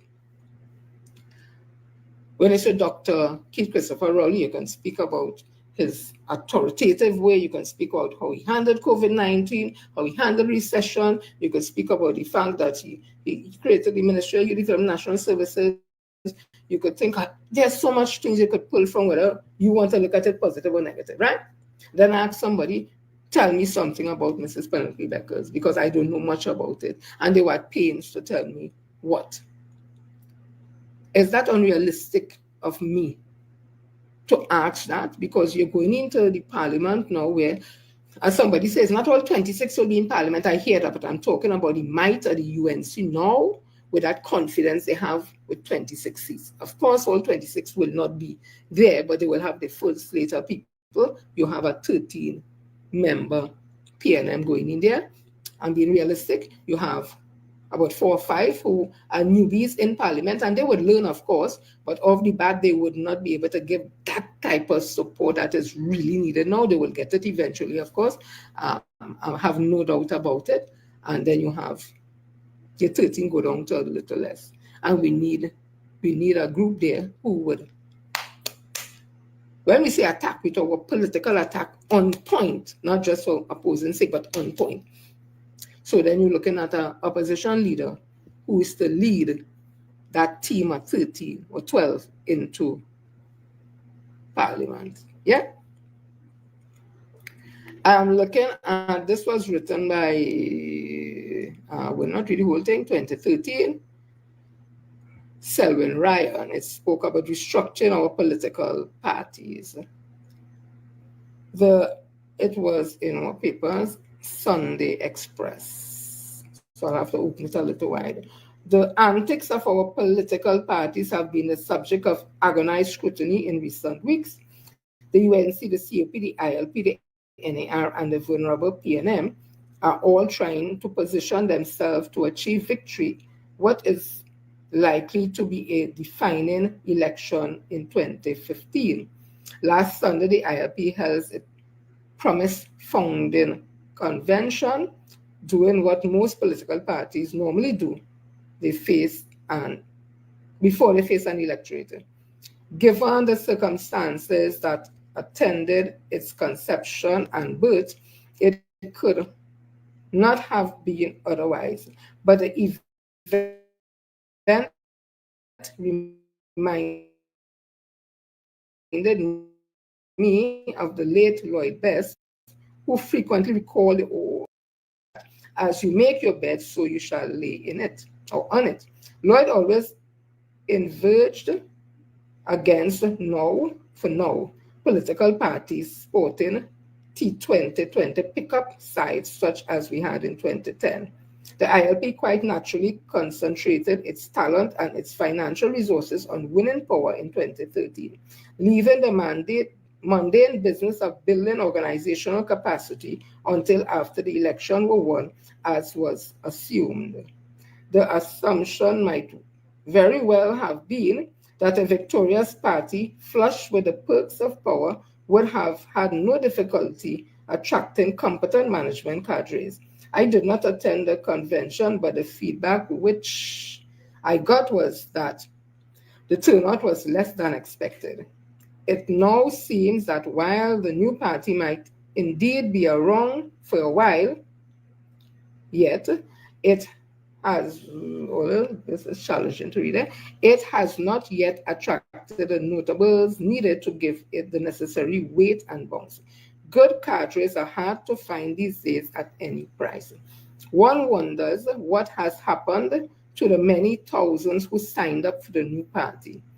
Have they, like Rip Van Winkle, gone back to sleep? Or have most, like other floating voters, gone back to the UNC, like the Flotsam and Jetson, which were attracted to it 4 months ago? I have given my prognosis about the future of the party, and I believe I have not exaggerated what lies ahead. If anything, I was generous with my early assessment. Jack, Lindira, Anna et al. Have, however, insisted that news of the ILP death is much exaggerated and that the party is more alive than ever.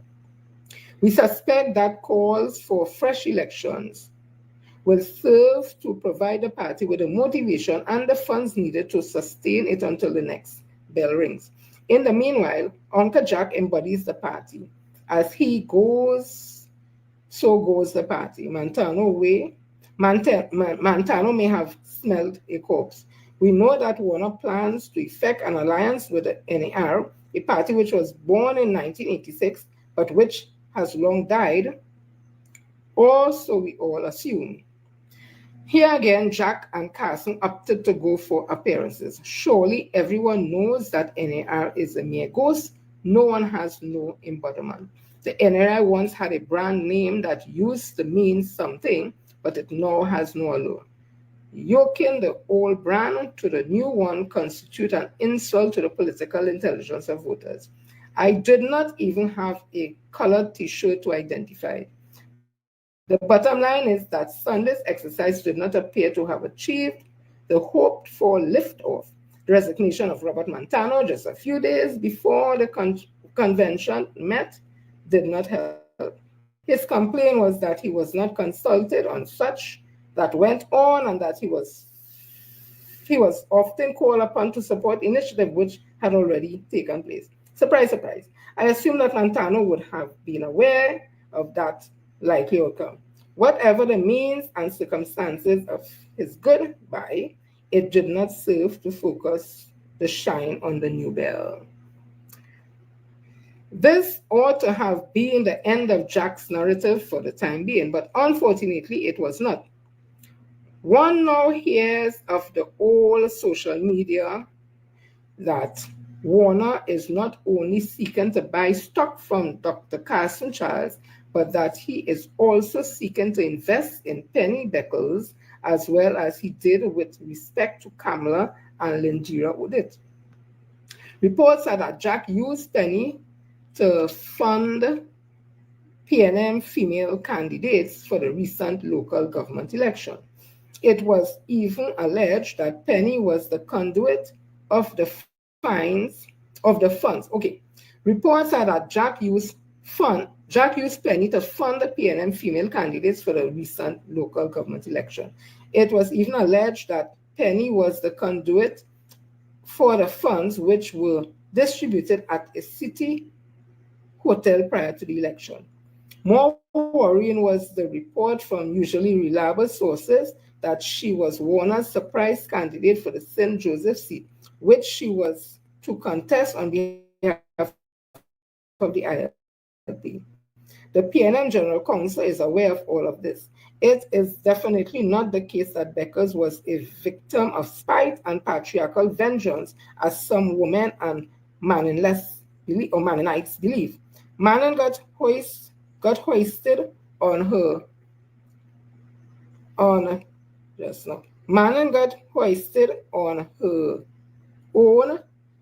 petard. I don't know if that's how it's pronounced. It's P-E. There's a accent there, T-A-R-D. Jack has neither admitted the truth or otherwise of these speculations. When asked, he declined to say yea or nay. Which brings me to a comment on the PNM intra-party shuffle. Was Penny wise to jump out of the pack so early? Did she need to fly out of the sprinter's block before the starter had time to say set? We know that the intra-party elections are due in 2014 and not 2015, and that Penny is free like Manning Cabal to challenge Rowley et al. Why did she jump the gun? What maturity or discipline does that behavior show? Did her founders' backings somehow make her delusional? Who is making an investment in Penny and why? My own view is that Penny has miscalculated the support she is said to have. She has some support amongst persons who believe she is a better choice than Rowley. I strongly disagree, but word is spreading fast that she is not resourceful and will not make the cut. That brings me finally to the ongoing speculation as to who would prevail in 2015. It is widely believed that the big two will dominate the race, but on plurality and non-hegemonic basis. The support of a third force will be critical to breaking the tie. The ILP is calculating that it will be the vital third force. Much, however, depends on what happens to Warner himself, who is carrying handicaps, which will become heavier the closer 2015 becomes. How can he lead a party which is serious about trust and good governance. Have men and men lost their reason? COP is now constructively dead as an institution, but as a social force can tilt the balance one way or the other. But COP members are themselves divided ideologically and ethnically. They are coalition within a coalition. Some supported a partnership and have gone back to base because of disenchantment with it. They voted strategically because they desperately wanted to get rid of Manning, while others switched to UNC, but would not now touch the UNC with the 10-foot pole. Some will switch back to the PNM, ambivalence about Rowley's notwithstanding. Much will also depend on who UNC team is. Will the cabal be in view? Who will lead the PNM? How much will corruption issue cost either party? In the final analysis, we will expect the election to be very close and the critical constituencies would be, as usual, San Fernando, St. Joseph, Tampon. But a year in politics is a long time. That there is not my writings, that is the writings of one called Selwyn Ryan. And just one more. The clash between two prevailing visions, the People's National Movement, has caught the attention of the wider society as aware as it does that it is not merely an internal matter, but one that could have political implication for all. And this was Selwyn Ryan in the Sunday Express, April 14. One of the peculiarities of Mrs. Beckles Robinson's campaign is that although she has been in the PNM for over 2 decades, not much is known about what she stands for. We are told that she would take note of all the demographics involved, be consent in terms of who she associates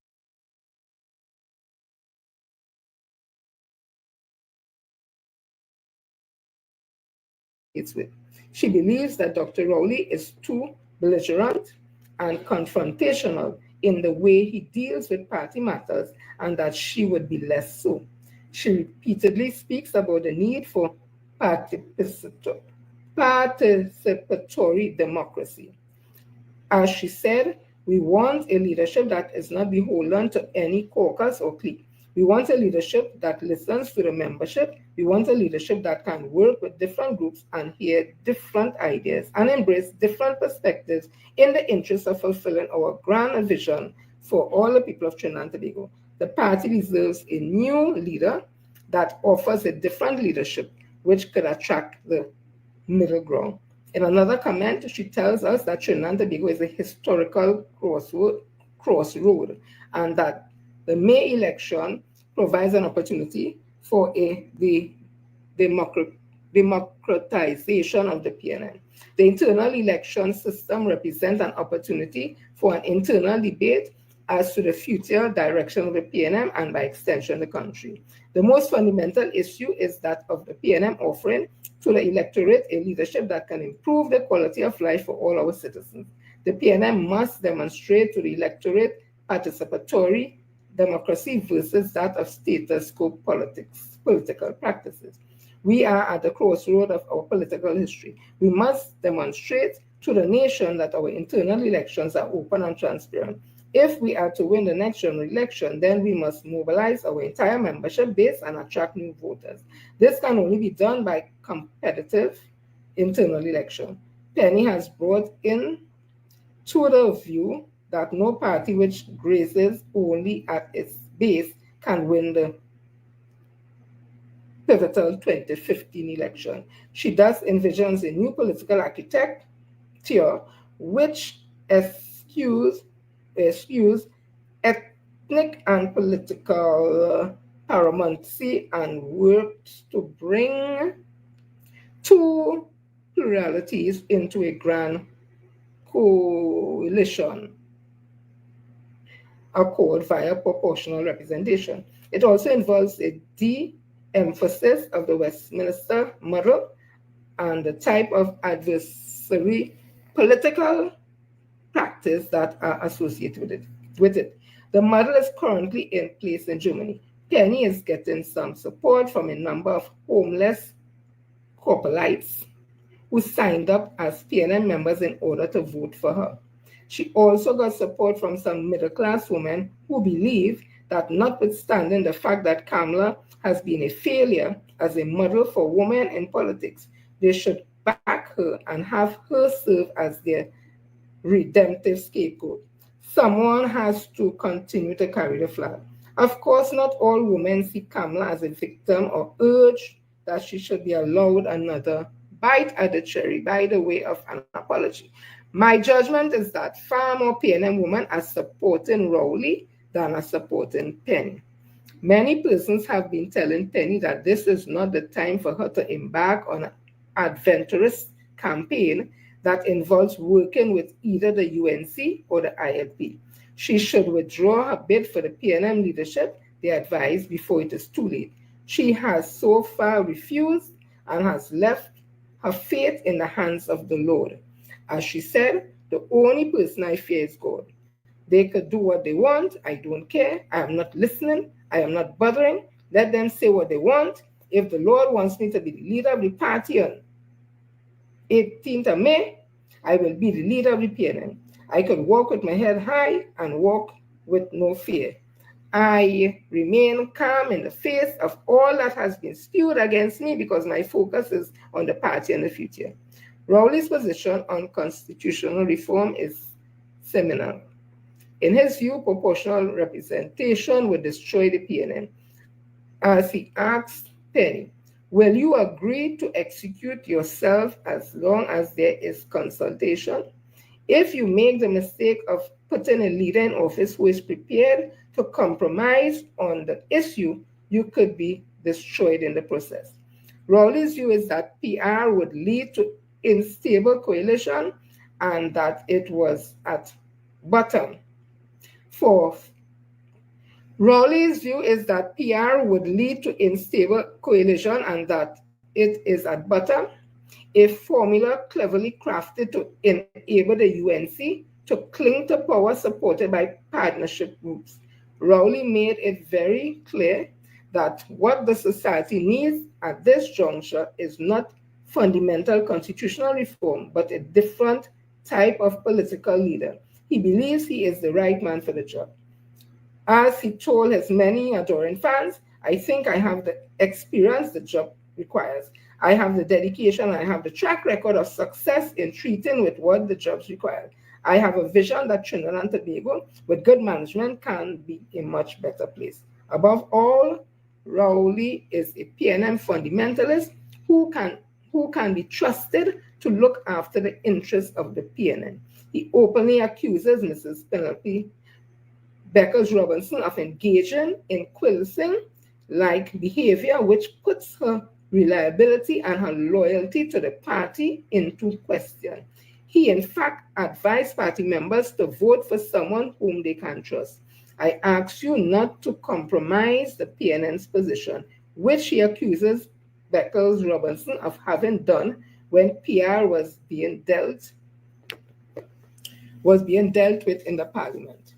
While I have friends and colleagues on all sides of the political divide, I am in nobody's pocket and I'm nobody's boy. And if you want to lead a PNM and Trinidad and Tobago, you must give no measure and ask no quarter. Rowley was in fact openly accusing Penny of playing political footsie with Jack Warner, elements associated with the UNC, COP, and Money I elements who have offered to fund her in return for assurances. And this was written, so he said, my Express colleague Clarence Ramdarat got it right when he noted that in promoting Penny for the PNM leadership election, the partnership might as well offer the tagline, vote Penny, give Kamala a second term. it was important that I read this, and on Wednesday I'm going to read something else. And why it's important that I read this is because we have a situation in the People's National Movement. The People's National Movement lost an election. There are people who would have agreed to support. They put their name to signature to Ting. Now the party lost, who jumping out to say they didn't agree and whatever. Then we had a selection process for the opposition leader. And I understand not all 12 members of parliament who won this election would have been invited to the caucus. Coming out of that, we would have seen 7, along with Mrs. Beckles, it is alleged, voted, and they voted for as opposition leader. To me, if that is how it went down, that is a bad start. To me, the next red flag to me is we're not seeing it, we're not hearing it, we're not talking on anything, and just simply waiting until they go into parliament.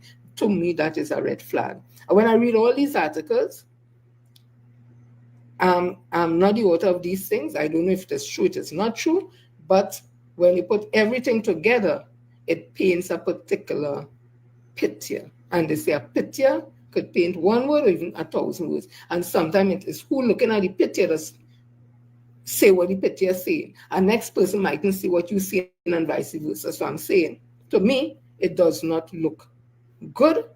But the People's National Movement, as I continue to say, it is an institution. And because it has institutional structures, the foundation is strong. And as time goes along, there may have to be, changes based on the times that we're in. And I also tell people, it is not the first time the PNM has gone through situations like this. The difference today, is that we have social media and everything is being played out that way. But in the days of A.N.R. Robinson and Dr. Ike Williams and Carl Hudson Phillip and Dr. Ike Williams and the Muhammad brothers and Dr. Ike Williams and it goes on, Vincent Glass and the other one, Hector McLean crossing the floor. It always had, because people, you're talking about people with ambitions, people with naked ambitions, people with egos, people don't have the best interests of the country has had. There are some who have. It has always been that. But now it's being played out on social media. So it looks as, oh my God, the PNM is falling. The PNM is not falling apart. The PNM is making another structural change to the foundation, changing windows, changing that. And because there are people who have their own agendas, and there are some who generally wants to grow the party, wants to get back in office, wants the best for the citizens of Trinidad and Tobago, versus some who on their own ego trip, some of them who is about them, some of them is about the power and the money. Don't tell me you don't have that happening now. We're seeing the play playing out in front of your eyes. Me deep in the PNM, me not a part of General Council conference, nothing. I am observing the scene and it is happening there. And who you want to say, that is business, and who afraid to say because they get in and they're afraid they ain't gonna get, that is not my business. Everybody live the life to suit themselves. My name is Jennifer Frederick. I do We Talk D Tng. Nobody don't have to pay me to talk the truth. Nobody could pay me to lie. Nobody have to give me nothing. I run my thing. You see right now, my tablet down, I have my cell phone, choking a little corner, stick up on a thing, I doing my thing. I use my husband's phone whenever and I good to go, because at the end of the day, truth is truth. And just like water will find a way to flow, the truth does always find a way. So I'm saying all this to say that the PNM is going through, it's normal. It's in 5 and 6 and 8 and 9 months and a year and 2 years, whatever it is. Just suffer the defeat. It's not the worst defeat. We got 33 and the party came back. It will take hard work. It will take dedicated people. It will take people who really love the party and not people just in it for what they could get, in it for power. And you all will see them as the time go along, because let me tell you, this year 2025, this year a revolution, this year the year the Jubilee, is a year where everything wrong will be put right. And all who lying and thieving and cheat, you're going to see them coming. They will have no choice, and judgment that's come at them swift, not me say so. There's a God above. He treats with things like that. Evil could never conquer good. Bad could never conquer good. It don't work so. So no matter who plays or who thinks whoever, all go be revealed for people to say, to see, and make the judgment and make the decision. I have my support, who I support, and me afraid to say who I support, because everybody know who I support. But that doesn't mean to say I can't chew gum and speak at the same time. It does not mean to say that I cannot be logical or I cannot be objective in what I'm saying and still support who I choose to support. My support for political leader and even the opposition leader, People's National Movement, is my member of parliament, MP Stuart Richard Young SC. There's nothing to hide. And at the same days, I love.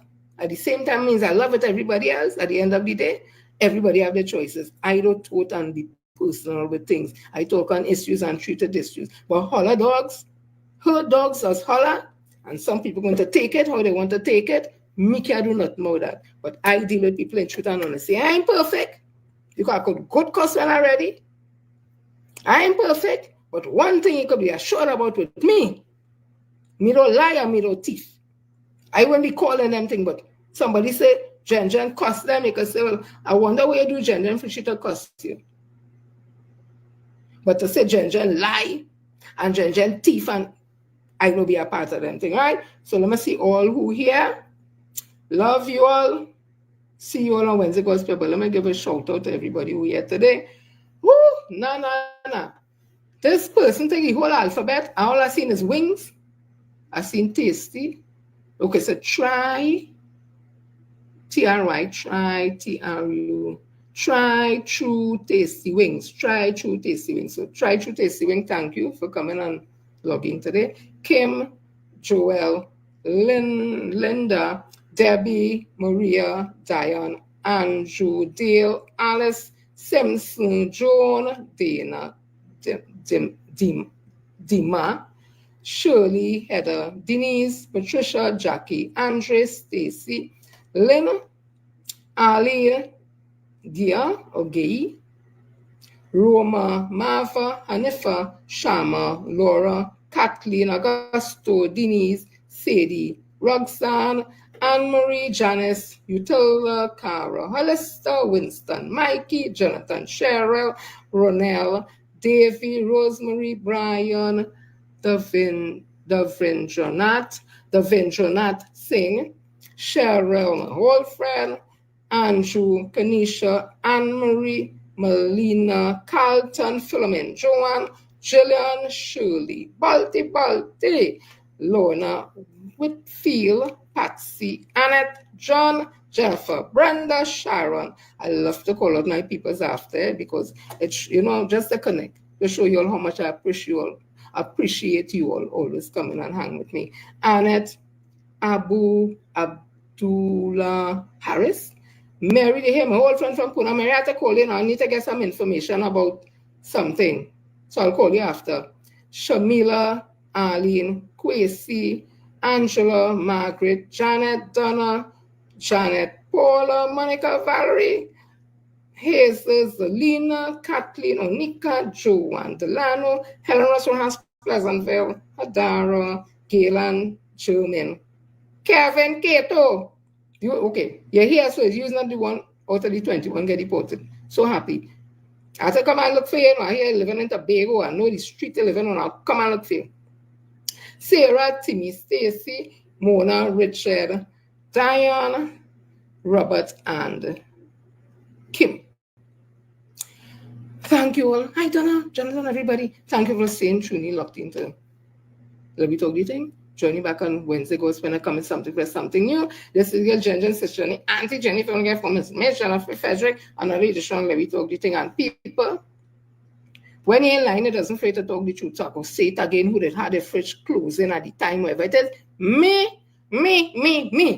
I support my member of parliament, Stuart Richard Young SC, for the position of political leader. And once he in the game, in the race, I right there because I know he has what it takes to carry the party to the next level. You see all the ambition and this one ambition and whatever. We need people who will stand in defense of Trinidad and Tobago, not just people who on the power trip and the ego trip, and who in it for what they could get and all. We're in a position now to regroup come again, come strong, come with a love, and all this foolish talk about who was aggressive and who they talk to me, think. If you want to sit down and let people talk to you all how that is your business.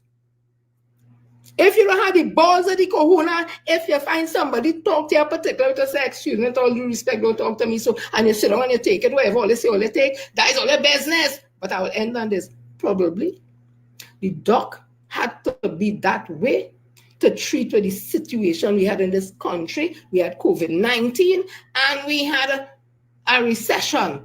And probably because, when you look around the whole crew, wherever it is, if you have a stern and to hold it together, because look how all they're getting on now, we in there.